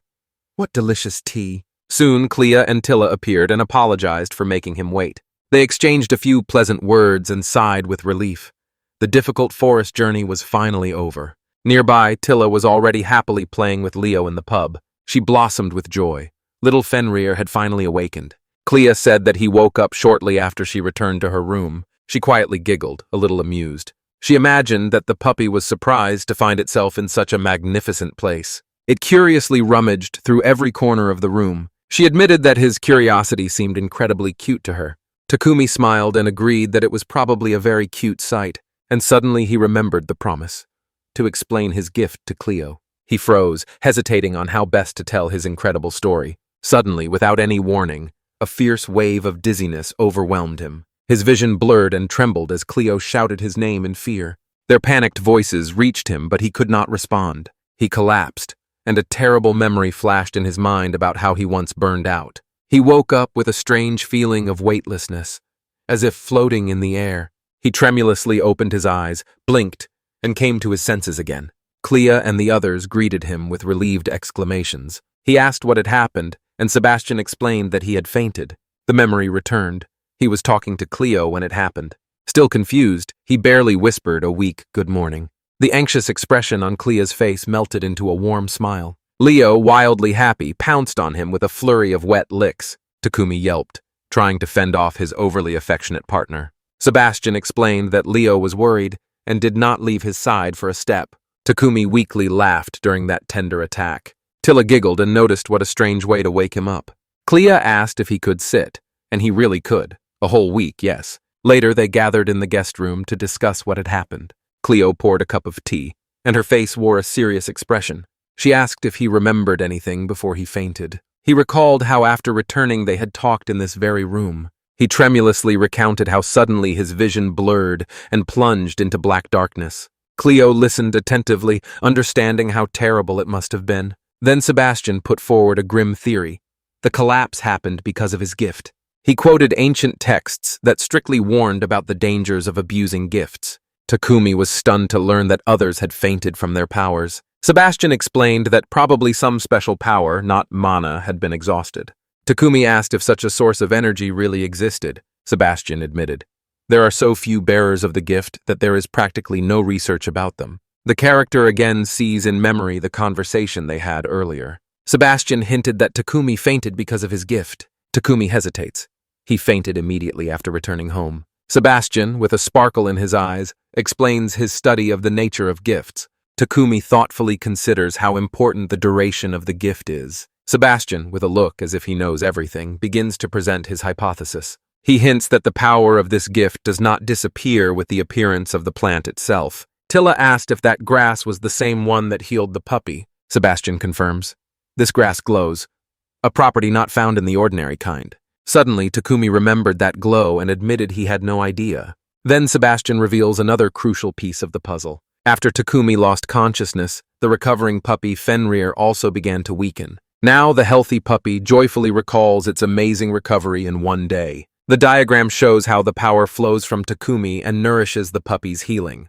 Takumi finally understands while Sebastian persistently insists, it's just a theory. Clea, with anxiety in her eyes, asked him not to use his gift. Takumi realizes, even despite this risk, his power can come in handy. With a firm expression, Clea decisively forbids him to overdo it. Takumi smiles warmly and sincerely thanks her for her genuine care. Clea then impatiently asks about the results of his previous experiments in the garden. He recalls how he first tested his ability to grow grass. He explains that he created a new plant that was not in his book. He placed an unknown leaf on the table, and that night Leo ate it. In the memory, Leo burst into a series of happy, excited barks. Takumi continues his story, and Clea and Sebastian listen carefully to every word he says. Leo barked again. This was how he confirmed that he liked the accidental treat. Takumi says that after Leo ate it, he suddenly exploded with energy. Clea is delighted. She realized that he created a powerful endurance herb. Takumi explains that this discovery gave him a new understanding of his own strength. When he looks at the book, he usually imagines a platform. Clea asks again what he means. He didn't know what that herb looked like. Sebastian suddenly realized, Takumi can create any plant just by imagining its effect. Tilla is puppy excited, exclaiming how incredible Takumi is. Sebastian warns, this powerful ability could turn out to be dangerous. Takumi smiles and says he will think everything over carefully. Clea decisively says that she still wants him to make herbs that they will sell. Takumi stands up and gives a deep, solemn bow. He accepts her proposal. He agrees, but only if he will be careful, so as not to faint again. Clea's face lit up with pure joy that he agreed. She takes his hands and, on behalf of the entire ducal house, thanks him. Clea happily tells Sebastian that now they need to talk to her father. Sebastian reminds her that you can't persuade the Duke just like that. With a steel, determined look, Clea firmly decides to stand before her father. Sebastian became fired up and vowed to support her with all his might. Suddenly, Takumi remembered that the rescued Fenrir puppy still has no name. Sebastian agreed. Without a name, it is really inconvenient. Takumi adds that a name can help the puppy feel at home. Sebastian suggests first finding out who it is, a boy or a girl. Clea gently calls the puppy, which happily trots up to her. Sebastian gently examines the tiny creature while Clea carefully holds it. He declares the puppy a girl, and this greatly pleases him. Cleo leans over the puppy and thinks about what name would suit her. She strokes its head, and her eyes suddenly shine with inspiration. She smiles at the puppy and promises to find the perfect name for it. Sebastian enthusiastically suggests naming the puppy Nikomaru. Clea immediately rejects his idea. That's not a name for a girl. Takumi gently pats the back of the depressed butler, trying to comfort him. Clea's face shines as she announces that she has finally decided. She names the puppy Sherry, a name that means the one who is loved. She solemnly tells Fenrir that from now on she is Sherry. Sherry barked joyfully, as if sincerely accepting her new name. Suddenly, a bright, dazzling light flashed between them. Cleo's eyes widen in shock as the magical light intensifies. The flash of light made Clea suddenly recoil in surprise. Sebastian and Tilla stood, mesmerized by the amazing spectacle of magic. The whole room was flooded with ethereal glow, and everyone froze in amazement. Bright pillars of light explode, filling the room with power. Clea closes her eyes, and she is enveloped by the warmth of magical light. The light dims, and she wonders, what just happened? Takumi is also puzzled and cannot comprehend this mysterious phenomenon. The group froze and looked at the puppy, trying to understand what happened. Takumi asked Leo if he knew what happened, but even Leo was confused. Sebastian's eyes widen as he realizes this must be a familiar contract. Cleo stands stunned as the incredible idea slowly dawns on her. Sebastian explains that the contract is forged the moment the monster accepts the name.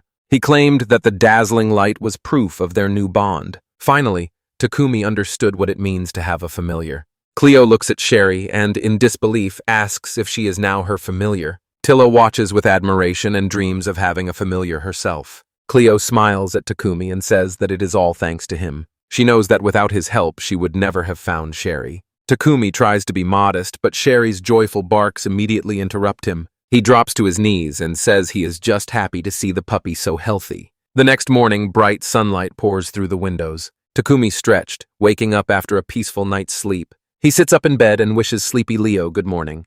Later, he notices that the servants in the house are bustling like never before. He thoughtfully asked aloud if something special is happening today. He enters the grand, empty dining room. The tables are already set for breakfast. He and Leo cheerfully greet everyone. "Good morning." Cleo was already sitting at the table and responded to his greeting with a radiant smile. Takumi notices that Tilly is not there, and Cleo explains that she is still sleeping in. Takumi said with a smile that he wants to try growing his grass again. Clea's face becomes serious as she says that something important is happening. The camera slowly rises up the luxurious stairs, and the tension builds. With a worried look, she said that her father is coming. Takumi is stunned, barely able to utter a questioning sound. It turns out her father is the Duke himself, the head of the House of Rebellion. Sebastian explains that a messenger has come. The Duke is arriving to see Clea. He asked Takumi to recall once again the first time he came across the lonely Cleo in the forest. Sebastian, with a heavy expression, explains that he acted just in case. Takumi watched and suddenly realized the butler directly contacted the Duke. Sebastian explains. As soon as Cleo was safe, he sent another message.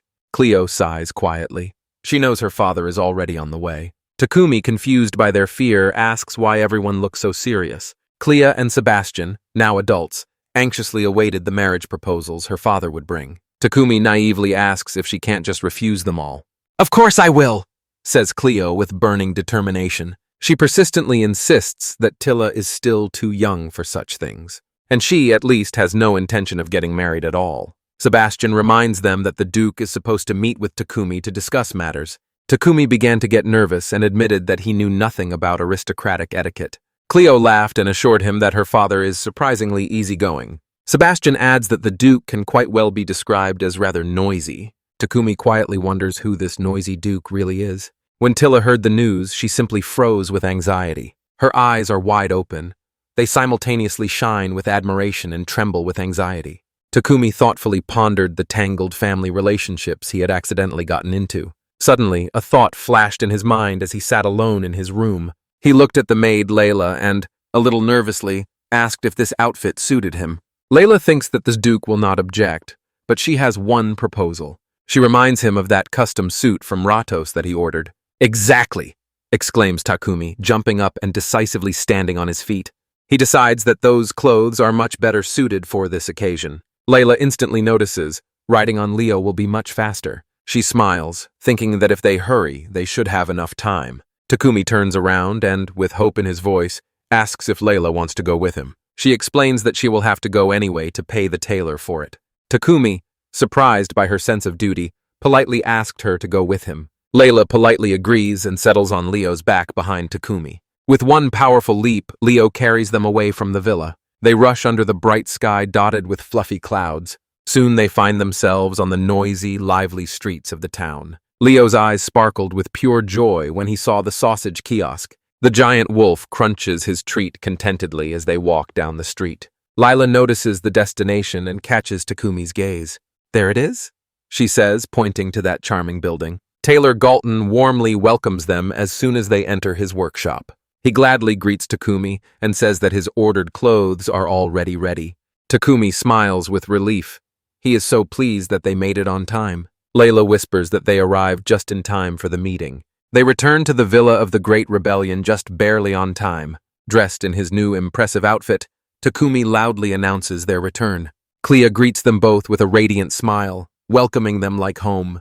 She enthusiastically praises his new clothes, noting that he was probably in Raktos. Takumi beams sincerely thanks her for her kind words. Sebastian's face darkened. He seriously announced that the Duke had arrived. He says so astonishingly clearly that everything is going exactly as expected. The entire household staff lined up in the grand vestibule. The senior maid announced the arrival of Duke Eckhardt Revo with a trembling voice. Takumi understood. This powerful man is undoubtedly the head of the family. Duke Eckhardt, a man with an astonishing presence, majestically steps into the hall. The worker warmly greeted him and sincerely apologized for causing worry. Clea and Tilla greet their father at home and sigh with relief upon seeing him. The Duke, unable to contain his emotions, whispered that Clea had become even more beautiful. Claire reminds him that he is making a scene right in front of everyone. Sebastian explains that the Duke received the news. She is safe on the way. The Duke wipes a tear and admits that he urged the horse and rode ahead. Clea is touched by how deeply her father cares about her. The Duke's gaze suddenly stopped on an unfamiliar young man. Clea introduced Takumi as the one who rushed to help her. Takumi steps forward, preparing to officially introduce himself. He bows deeply with respect and says his name, Hiroka Takumi. The Duke suggests simply calling him Takumi while carefully examining him. His stern face suddenly broke into a smile, and he warmly thanks Takumi.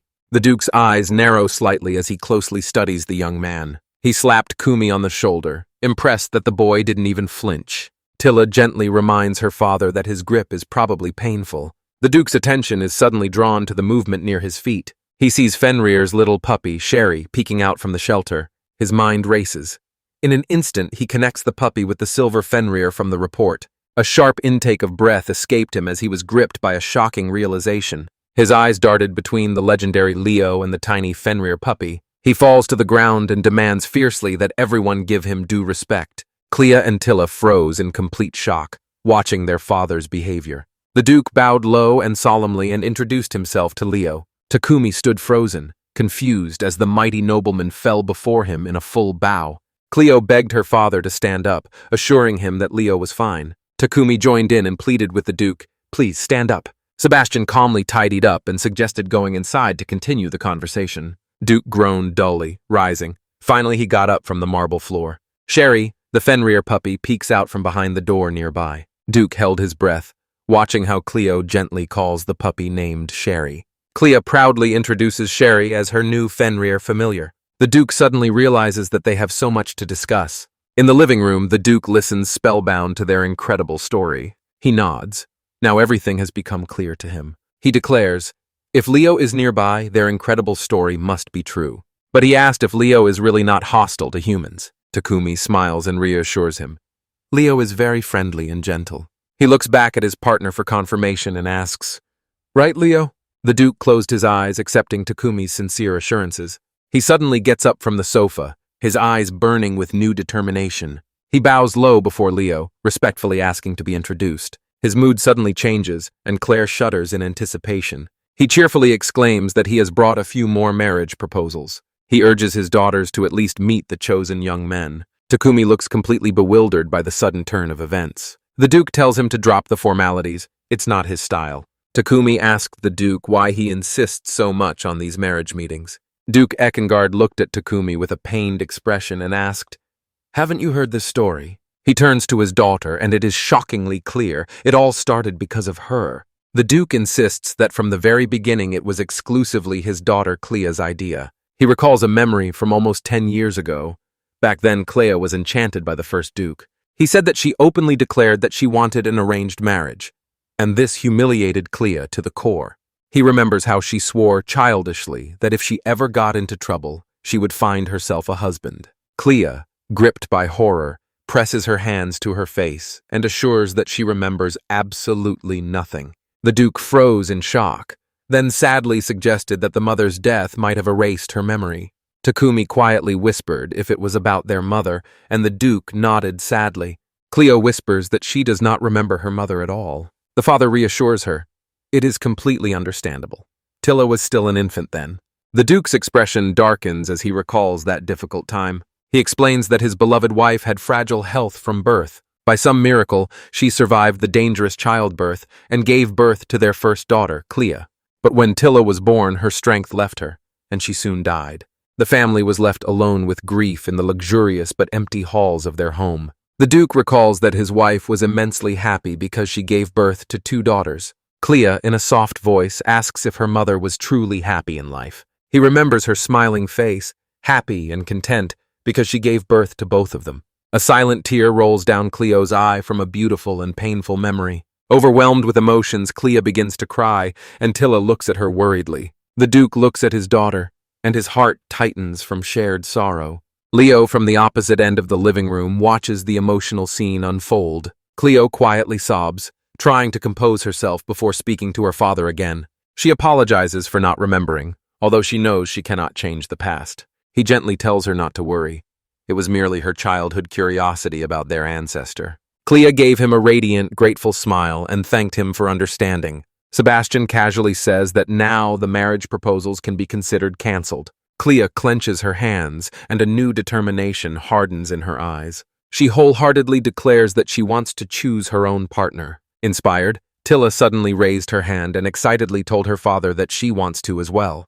The Duke sits stunned and silent, digesting his daughter's clear, unwavering statement. He closes his eyes for a moment, weighing their passionate plea. He agrees with them, and both girls glow with victorious joy. Sebastian announced that he would personally contact each suitor and cancel all meetings. The Duke admits he did it only to teach Cleo about men.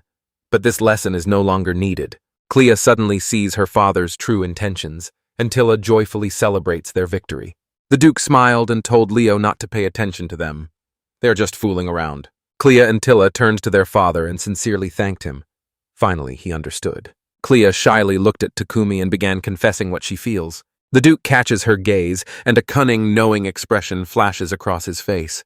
Sebastian instantly interrupts, loudly declaring that it is nothing, and the puzzled Tilla just watches.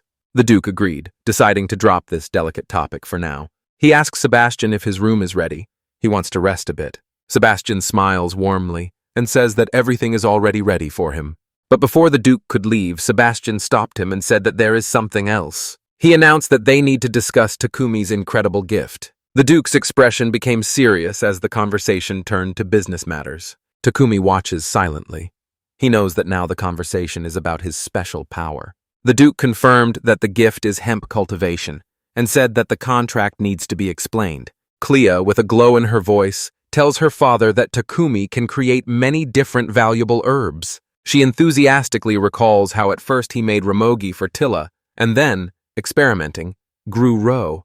The Duke was in complete shock when he heard that he himself had created that very legendary caviar plant. He asks again if she means the highest grade herb, and she confirms that Takumi made it without any problems. Takumi was stunned by the Duke's powerful reaction to the news about that quarrel. Clea, smiling proudly, adds that besides that one, he created many other useful herbs. Sebastian says that Takumi is constantly immersed in experiments and grows plants he has never seen before. He adds that both he and Clea personally felt the powerful effect of this herb. The Duke nodded thoughtfully. The gift for growing herbs turned out to be incredibly useful. His gaze sharpens, and he sharply asks, "What is the purpose of this conversation?" He feels that this story will inevitably lead to an important business proposal. Sebastian confirms they are considering a purchase sale contract, and Takumi wants this too. He emphasizes what huge profit the Duke's house can gain from such an adventure. The Duke looked piercingly at Takumi and asked if this is what he really wants. He insists that a contract cannot arise without the full consent of that person. Takumi is preparing to directly say his sincere answer to the mighty Duke. He says that he does not aspire to be a prophet. It is only important to him that his gift be useful to them. The Duke froze at the young man's sincere and selfless words. Takumi looks straight ahead, his face firm and unwavering, although he is nervous. The Duke's stern face softens into a quiet, approving smile. Then he burst into loud, heartfelt laughter that filled the entire room. Takumi wonders to himself, the Duke simply has incredible audacity to speak so directly. Clea, seeing the gleam of approval in her father's eyes, felt, this is the perfect moment to make her move. The Duke officially declared that he would enter into a business contract with Takumi. He entrusts Sebastian to prepare the official documents for Takumi to review. Takumi beams, with eyes shining with gratitude, thanking Eckenhart for the incredible opportunity given to him. The Duke firmly shakes his hand, sincerely greeting him as their new business partner. Later that evening, Takumi was left alone and silently pondered everything that had happened during the day. He sits on the edge of the bed, and the weight of his new reality slowly settles on him. He thoughtfully considers that Eckenhart is a true nobleman, but at heart, he is a good person. Leo quietly sneaks up to his master and gently nudges him, asking for attention. Takumi smiles and begins to stroke the soft white fur of his faithful partner. He happily scratches behind the ear of the large wolf, enjoying this quiet moment. His hand freezes. He notices something caught in Leo's fur. He leans closer and tells Leo that he has gotten very dirty from their travels. With a broad smile, he announces, "It's time to bathe," and Leo whines plaintively in protest. While he was sitting with Leo, there was a polite knock at his bedroom door. Sebastian asks if he has a moment, and Takumi replies that everything is fine. Dvoretsky enters the room, bowing formally and respectfully. He asks if Takumi played with Leo, and Takumi immediately responds with a question. "What do you want?" Sebastian hands him an official document and explains that it is a contract. Takumi takes the papers and looks with interest at the elegant but unfamiliar handwriting. He still cannot understand why he always manages to read the language of this world, Japanese. Sebastian reassures him, "Don't worry about it now. This is their agreement." He explains that this paper states the terms on which they will sell herbs together. Takumi agrees to read it carefully, realizing the importance of every detail. Sebastian asks if he has any questions or would like to request any changes. Suddenly the door clicked, and the Duke entered, loudly calling Takumi. He bows deeply, shocking everyone because he wants to thank once again for saving his daughters. Takumi quickly rushes to stop him, insisting that the real salvation was done by Leo. In the magnificent bathhouse, Takumi is hotly trying to explain that he accidentally cured Tilla. The Duke insists it changes nothing. He saved her and is grateful. With a serious expression, the Duke admits that he has another concern on his mind. He anxiously glances at the great wolf and asks if Leo-sama is angry with him. Takumi cannot understand. How could his good-natured partner be angry at all? As if on command, Leo jumped out behind him, joyful and puffing with a wide smile. The Duke clutched his chest in deep relief, rejoicing that Leo was not upset. Sebastian reminds his lord that he already assured him they will not be offended. The Duke explained that he needed to make sure whether he had accidentally behaved disrespectfully. He apologizes for his strange behavior, but Takumi waves his hand cheerfully. The Duke observes. Deep gratitude and respect for the boy are readable on his face. Shortly after the hearty meal, the whole family gathers in the formal dining room of the house. Sebastian asked Takumi if he had time to review the business contract. The Duke, settling at the head of the table, asked if the content was acceptable. Holding the document, Takumi asks if he can pose a few questions about the terms. Leaning forward with interest, the Duke encourages him, "Ask anything." In the background, Till happily pets Leo and her familiar Sherry. After a few clarifications, the Duke asked, "Are these all your questions?" He is impressed. It is clear that Takumi really read and understood the entire document. Takumi finally gets to the point and says that the contract is entirely in his favor. Clea beams with pride, explaining that she and Sebastian drafted it considering his interests. Sebastian adds that these generous terms are a clear sign of the colossal profit they expect. The Duke confidently explains that the herb sales are their new business, which will surely bring success. Takumi listened carefully, tensed up, and quietly asked if that was why they were so generous. The Duke warns, without their protection, other nobles will inevitably try to take advantage of him. Takumi lets it pass through him, his gaze calm. He weighs the weight of their words. Scratching the back of his head, he admits that he never expected such incredible conditions. Then he announces that he has only one condition he would like to add. Clea smiled in surprise and said that she would probably be able to accommodate the reasonable request. Takumi quietly and modestly asks to be allowed to continue staying in the estate. The Duke, Sebastian, and Clea froze speechless at his simple wish. The tense silence is broken when the Duke bursts into a deafening, joyful laugh. Clea feels that her preparations were in vain, and Sebastian smiles. That's just like Takumi. Duke Ekengart loudly invites Takumi to stay, and Clea passionately agrees. She wants him to be here forever. The Duke insists that Takumi can always stay with him, even without any papers. Overwhelmed by their kindness, Takumi quietly asks if they are really sure that he can stay with them. Clea, Sebastian, and the Duke all gladly confirmed that, of course, he may stay. Deeply moved by their unconditional acceptance, Takumi sincerely and wholeheartedly thanks them. With a confident flourish of the pen, the formal business contract is officially signed and sealed. The agreement is now final, and Takumi reminds a very smudged Leo that it is bath time. The next day, Takumi prepares to demonstrate his gift for growing weeds to Duke Ekengard. In the courtyard, Sebastian approaches Takumi and hands him a list of needed items. Takumi instantly recognizes these papers. It is the official order form for new medicinal herbs. This list details all the specific and rare medicinal herbs that the ducal house seeks to obtain. He is stunned. He read that one leaf of the rare plant rue is incredibly valuable. Realizing he is confused by this currency, he decides to ask Sebastian later how much it is worth. Noticing how easily it comes to him, Takumi asks if there are not many herbs in the order. Sebastian clarifies the order: 10 ordinary leaves and 20 each of 8 other types of verbs. Then he strictly reminds Takumi, "We need to be careful. You recently fainted from exhaustion." Cleo agrees and says that they need to closely monitor his condition. They still do not know his limits. She also adds that he is still studying his unique gift. Takumi is clearly moved by their sincere concern for his health and safety above all else. He sincerely thanks them for taking such careful care of his well-being. Filled with confidence, he declares that he will now demonstrate his power in growing grass. Duke Echengard told Takumi that he is counting on him, and Takumi eagerly accepted the challenge. He kneels down and places his hand just above the ground to awaken the power of his gift. Instantly, a huge, healthy ikra plant burst from the ground right in front of him. Soon the entire patch of earth bursts with lush, wild herbs. He calmly looks into a book in the middle of the magical garden he just created from nothing. Duke Echengard froze in complete amazement, shock and deep admiration merging on his face. Takumi smiles faintly, modestly, almost shyly because of the incredible display of his power. Sebastian began checking the supplies and asks if all the herbs from the order list have grown. Clea approaches Takumi, primarily concerned whether he is okay after the effort. He smiled warmly and assured her that creating so many herbs was not difficult at all. The Duke whispered to himself that the ability to grow weeds is truly an incredible and powerful force. He cannot believe how easily this incredibly rare and valuable caviar plant appeared. Duke Eckengartnell, looking admiringly at the herbs, knew that this ability would bring great benefit to his family. He stood up and politely thanked Takumi for the demonstration. Takumi smiled and said he was happy. His power could help those people who had been so kind to him. Sebastian approached and confirmed that every item on the order list was made flawlessly. The Duke smiled, thanked Sebastian for the joyful news, and said that the harvest was successful. Takumi began gathering the plants, and the Duke thought with surprise, why is he the one gathering them?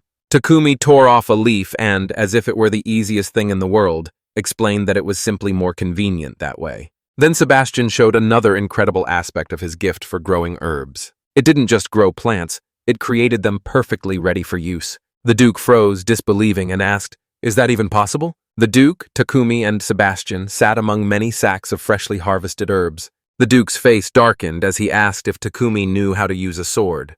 Takumi admitted that he only swung a sword in the forest and really had no skill. The Duke pondered, his face thoughtful, and he slowly stroked his beard. His eyes narrowed with determination. He told Takumi that he would have to learn at least some self-defense techniques. Clea noticed that Leo was constantly by his side and couldn't help but doubt.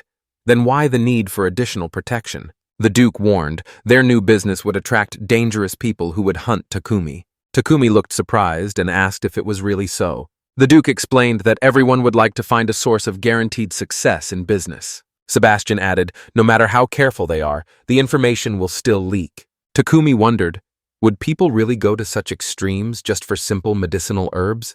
The Duke corrected him, saying that it was much more than that. He explained that without medicine, many people suffer, so Takumi's ability becomes incredibly valuable. Takumi swallowed hard, realizing that his skill in creating medicines and poisons made him a target. The Duke firmly stated that Takumi must learn to protect himself outside the estate. A close-up showed the Duke's determined gaze. Takumi accepted this reality. Sometimes he would have to part with Leo.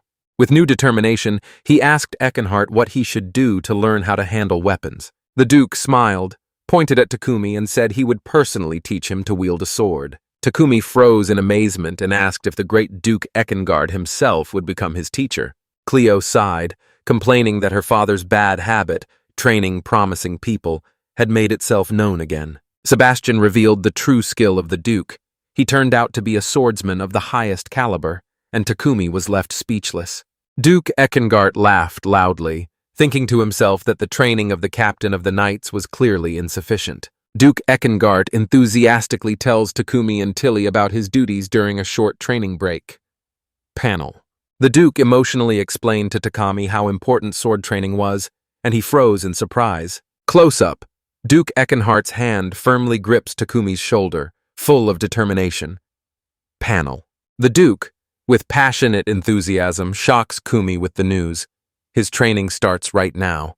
Panel. Clea runs to her father, screaming in panic that Takumi has just fainted from exhaustion. Frame. Sebastian, holding Takumi close, gently advises the Duke that Takumi should rest today. Frame. The duel will start very soon. Worried Claire reluctantly agrees. Panel 1. Duke Eckenhart looks at Takumi with a determined expression and postpones the training until tomorrow. Panel. In his room, Takumi sits next to Leo, thoughtfully pondering learning to wield a sword. Panel. Takami nervously stands but agrees to the Duke's plan while Cleo watches. Frame. Vaneva Har. Takumi smiles warmly, strokes Leo's nose and promises to do his best.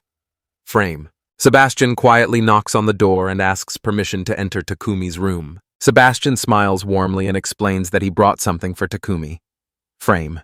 Close-up of the short sword, and Takumi suddenly recognizes it. Frame. Sebastian extends the polished short sword.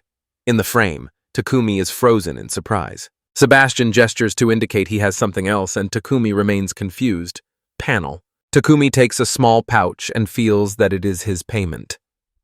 Frame. A large pile of coins spills onto the table, and Takumi is stunned in the frame. In the frame, Takumi suddenly realizes his new financial situation.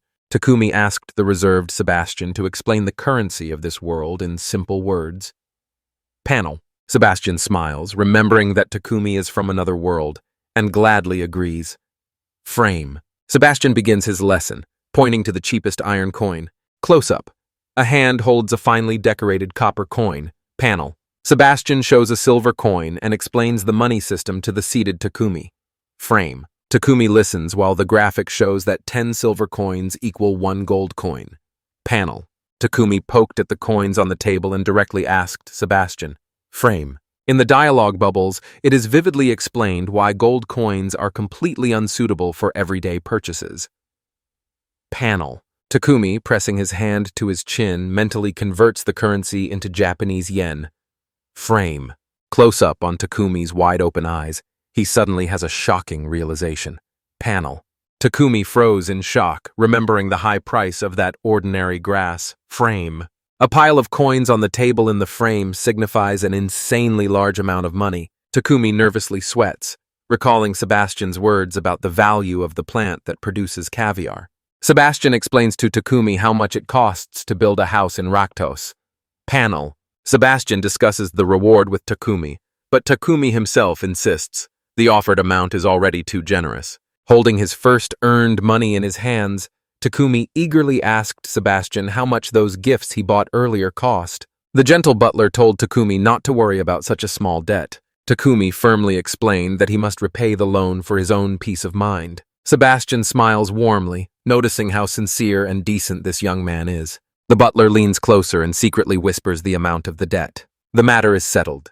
Sebastian stands up and says goodbye, promising to see him again at dinner. Later, Takumi rests in his room, his huge and faithful companion Leo lying peacefully nearby. He smiles grimly and contentedly, reflecting on the truly formidable power of his high-quality herbs. During dinner, the determined Tilla officially approaches her father, who is sitting at the head of the table. She stands before him and, with fear and hope in her voice, asks if he will allow her to start training with the sword as well. The Duke asks what her motives are, and the stunned Clea exclaims the name of her sister. Tilla explains what she feels. She simply must have her own familiar. She passionately declares that for this, she first needs to become strong enough to fight. Clea looks at her younger sister, and her expression is full of deep, loving care. She gently takes Tilla's small hands in hers, trying to convince her.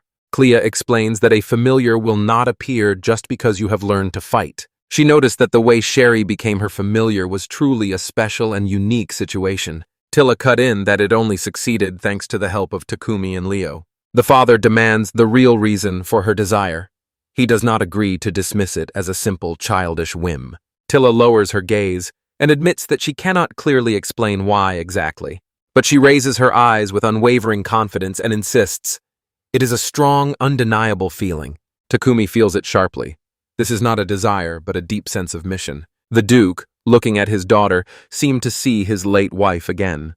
In her lived the same indomitable spirit. Clea feels how her younger sister's words reflect her own deep convictions. The Duke stands up and challenges Tilly. Will the monster ever leave after a week? He strikes his hand on the luxurious dining table to emphasize his strong argument. Unafraid, Tilla shouted back with confidence that she fully understood his meaning. He warns her about the pain and hardships of training, but Tilla accepts the challenge. The Duke sighs and yields, agreeing that learning to defend oneself is a worthy goal. Tilla's face lit up with pure joy. Her father finally agreed to teach her. Overflowing with happiness, she throws herself into her father's arms and hugs him gratefully. Cleo watches the emotional scene unfold and sighs quietly, gently and a little irritated. Clea gently reminds her younger sister that although sword training is important, one must not forget about studying. Tilla raises her eyes to her older sister. They shine with pure, unrestrained adoration. The Duke, smiling ear to ear, strokes his head, looks at Takumi, and vows to do everything possible. The soft light of the new day begins to seep through the windows of the grand villa. In his room, Takumi's gigantic companion, the silver Fenrir Leo, is still sound asleep.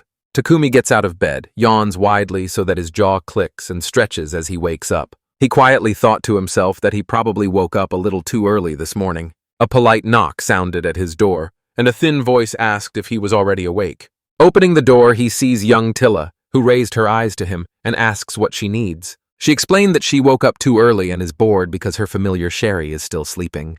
Takumi looked understandingly at his majestic, still sleeping companion on the floor. He apologizes that Leo is also sleeping, but Tilla insists. Just looking at him is a real pleasure. She quietly approaches, her hand hovering over the soft, silvery fur of the legendary wolf. Whispering, she admits that she is a little nervous about today's training. Takumi gently soothes her. It's normal to feel that way, and he himself is also nervous. Tilla lifts her head and realizes with surprise he is just as scared as she is. He admits that the thought of being formally taught to wield a sword truly frightens him. They exchanged a small smile and felt relief, because they knew they were in this together. Leo finally wakes up with a sleepy groan, and Takumi gently says to his partner, "Good morning." Duke Eckenhard appears at the door and announces that it's time to start their training. The Duke solemnly announced the beginning of their training, as he had been so eagerly asked to give instructions. In the huge courtyard, the Duke loudly announced their first lesson, how to properly hold a sword. With a sharp training movement, he shows how his gloved hand firmly grips the hilt. Takumi holds a heavy, luxuriously decorated sword, and thinks to himself that it must be very expensive. Takumi gathers his will before the lesson, and the lesson itself responds willingly to his determination to begin. With a face filled with intense concentration, she can barely keep her sword still. Her father gently adjusts her grip and says that now she has the correct form. He sternly reminds, "Always watch which way the blade is facing when you make a swing." Takumi watches, mesmerized by how the Duke effortlessly demonstrates his skill and strength. The Duke makes a powerful swing once again, and the impatient Tilla immediately tries to imitate him. Tilla puts all the strength of little Oliver's body into the swing, an incredible effort. The recoil of the heavy sword sent a fierce, deafening wave up her arms. She trembles from the painful blow. Tears well up in her eyes, and she cries out that it hurts. Duke Eckengart begins the lesson, and Takumi holds the swords with nervous trembling. Frame. Takumi responded with a determined and excited expression, ready for the training panel. The Duke gives the command to stop. Takumi and Tilla, exhausted from swinging, breathe heavily. Frame. The Duke thoughtfully remarked that they are both still inexperienced with their swords. Frame. Close up on the Duke's serious eyes, he coldly assesses their abilities. Panel. The Duke announced, "We start with simple exercises to harden the body and become stronger." Shot. Tilla and Takumi held their breath and listen as she asks what training awaits them in Pinahui Urinal. Shot outside the villa. A voiceover describes the panel with their exhausting workouts. The Duke watches as Takumi and Tilla barely do push-ups. Takumi and Tilla struggle to do sit-ups, their faces tired after exhausting training. Shot. Till and Duke Eckengart rush forward, and Takumi, still out of breath after training, gasps for air. Shot. Completely exhausted, Takumi and Tilla collapse to the ground, and the Duke looks at them. Shot. Close-up of Takumi's eye. Suddenly a brilliant idea flashes. Shot. Takumi approaches Duke Eckengart with a request, interrupting their training break. Panel. The Duke nods in agreement to Takumi's request, and Takumi thanks him with a warm smile. Shot. Takumi drops to one knee and places his palm on the ground, preparing to use his gift. Shot. Tilla asks about the herb with curiosity, and Takumi explains that it relieves fatigue. Shot. Duke Ekengard and Tilla grimaced with disgust after tasting the bitter herb. Frame. The Duke and Tilla complain about the terribly bitter taste of this herb. Tilla looks puzzled and surprised, sweating as she feels something strange. Frame. Tilla's eyes open wide and sparkle with amazement as she realizes the powerful effect of this herb. Tilla, stunned, feels lightness and is ready to train again. Duke Ekengard smiles and says that now they will be able to train even more intensively. Penaline. Takumi and Tilla froze in horror, realizing the Duke's new radical plan, Frame. Villa Rebellion is shown. Their training becomes much tougher. Frame. After a few days, a hand lies on the ground. Its owner is gasping for breath. Cleo gently smiles and hands a towel to the exhausted Takumi during a break. Panel. Kurm. Takumi, all sweaty and exhausted, looks up as Cleo asks if he is okay. Frame. From above, it is seen how Takumi, exhausted, sits on the ground and thanks Cleo for her care. Takumi sits, wipes sweat from his face, and apologizes with a warm smile to Cleo. Frame. Close-up of Clea's face. She looks with a gentle expression.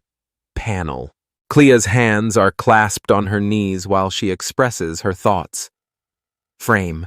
Takumi looks at Cleo, a bit confused and hesitates to speak. Frame. Cleo sincerely explains to Takumi that she couldn't stop her father's training. Panel. Cleo dreams that Takumi would have bodyguards. Then he wouldn't have to endure such trials. She explains that a bodyguard will take care of his safety even when Leo is not around. In her wide-open, sincere eyes, the full depth of true care for him is visible. Takumi looks at her thoughtfully, quietly considering her words, and says her name. He feels her kindness and understands that she is simply worried about him. With quiet but unwavering determination, he says that he does not intend to stop his training. He suffers inside, trying to find the right words to explain his true feelings. He looks at her again, his face sincere, and begins to explain himself. He says with unwavering determination that he will not stop learning to wield the sword. He explains that relying on others is like a burden on the shoulders, and he hates just being protected. She insisted that it is not a bother. Being under the protection of the great Leo is an honor for her. She reminds him, Leo is still the strongest of all the monsters. He falls silent for a moment, gathering his thoughts before sharing a personal memory. He asks if she remembers how he told her that his partner was once very small. She recalls their previous conversation, and her eyes widen with sudden realization and surprise. He explains that before appearing in this world, he protected his little dog. The memory shows tiny Leo. His simple presence was all Takumi needed for happiness. As if summarizing it with a warm smile, they protected each other. He closes his eyes, a gentle nostalgic smile on his face. He dives into memories. Cleo notices that when he talks about Leo, such a kind expression appears on his face. Embarrassed, he insists that he cannot be a real partner if he is always protected. He feels that Leo is not the familiar spirit one can simply command because he is not used to it. At least he just wants to be able to protect himself from danger. He panicked and begged her not to tell his father why he trains. He leans toward her and asks that their conversation remain a secret just between them. The thought of a secret between them instantly made her blush and become embarrassingly confused. She is burning with shame, and the puzzled Takumi asks if she's all right. Recovering, she said that she understood his feelings and will now support him. Tilla and the Duke announced that his short break from training is now over. Takumi returned and shouted back to them that he is coming. Throwing a towel over his shoulder, he silently makes it clear that he is returning. Inspired by him, Cleo also vows to give all her strength for herself and her family. He waved cheerfully in farewell, thanked her for the towel, and went to training. Cleo shines, her eyes closed in a bright smile, and she agrees joyfully. Takumi turns and walks away from Cleo, heading across the wide sunlit courtyard. He clenches the towel in his fist, his face hardening with quiet determination. With a last glance back, he promised himself he would give all his strength. A few days later, Duke Ekengard unexpectedly announces a sudden and stunning training battle. Sebastian asks how they will conduct the duel, and Cleo looks on with a worried gaze. The Duke explains that it will be a sword duel, and he himself will also attack. Tilla and Takumi suddenly realize that this will be a true test of combat style. Clea anxiously expresses her fears, but her father insists he is only testing how much Takumi has grown. The Duke takes a stance and tells Takumi that he can make the first move. Takumi accepts the challenge and is ready to attack the teacher with everything he has. He closes his eyes, focusing on the training and the countless swings he has practiced. Duke notices that his student has become skillful, but it is still not enough. Duke casually parries, easily deflects Takumi's attack, and causes him to stumble. "This is still far from enough," grumbled the Duke, while Takumi cursed his weakness. Takumi's eyes widen in shock as the opponent's blade slips past his defense. The Duke warns, "If you drop the sword, you will be completely defenseless." Having said this, the Duke prepared to deliver the final decisive blow. He pressed the flat side of his training sword to Takumi's throat, and the duel ended. The Duke declared that, in essence, Takumi had now died once. Wide-eyed and sweating, Takumi thanks the teacher for the harsh but important lesson. Suddenly, a furious roar breaks out. Leo rushes between the two men. Takumi screams the name of his partner in panic. His face is a mask of shock. The Duke stammers, pronouncing Leo's name. The appearance of the legendary beast shattered his composure. Leo looks at the Duke with pure, genuine rage, and a low growl rumbles in his chest. The Duke flinched, suddenly realizing that the wolf thought his master was under attack. Takumi, in despair, shouts at Leo, trying to pull him out of that defensive fury. He explains that it was only training, and now the Duke is in danger. He gently assures Leo that losing is completely natural for him. He is still weak. The Duke looks, still stunned, as Leo finally calms down and looks at Takumi with confusion. Takumi apologizes to the Duke, trembling in his voice as he asks if he is all right after that sudden fright. He explains that it was a misunderstanding, and Leo gently pressed his nose against the relieved Tilla. The Duke falls to one knee, bows before Leo, and begs for his forgiveness. A cheerful voice called Takumi. He turned around in surprise. Clea explains that Leo was just scared when he saw the sword next to her father. Sebastian thinks to himself that it must be the legendary silver Fenrir, which appears along with the victory. A gentle, penetrating smile spread across Takumi's face. He felt and understood his partner's heart. He tells Leo that he was just trying to help, sincerely apologizing for making him worry. Lightly patting, he thanks his faithful partner for unwavering care. A sharp clang of steel echoes as another training sword flies away, across the yard, until his own training with her father is finished. Exhausted but unyielding, Tilla holds her position, her face covered with drops of sweat. The Duke announces her training is over. She is filled with gratitude. He grips the sword tighter, a silent acknowledgement of her determined efforts. The Duke silently watches as Takumi warmly greets Tilla, who has just finished training. Panel. The Duke tells Claire that he must return to the capital on business. Frame. The Duke gave a strict order to Takumi and Tilly regarding their training.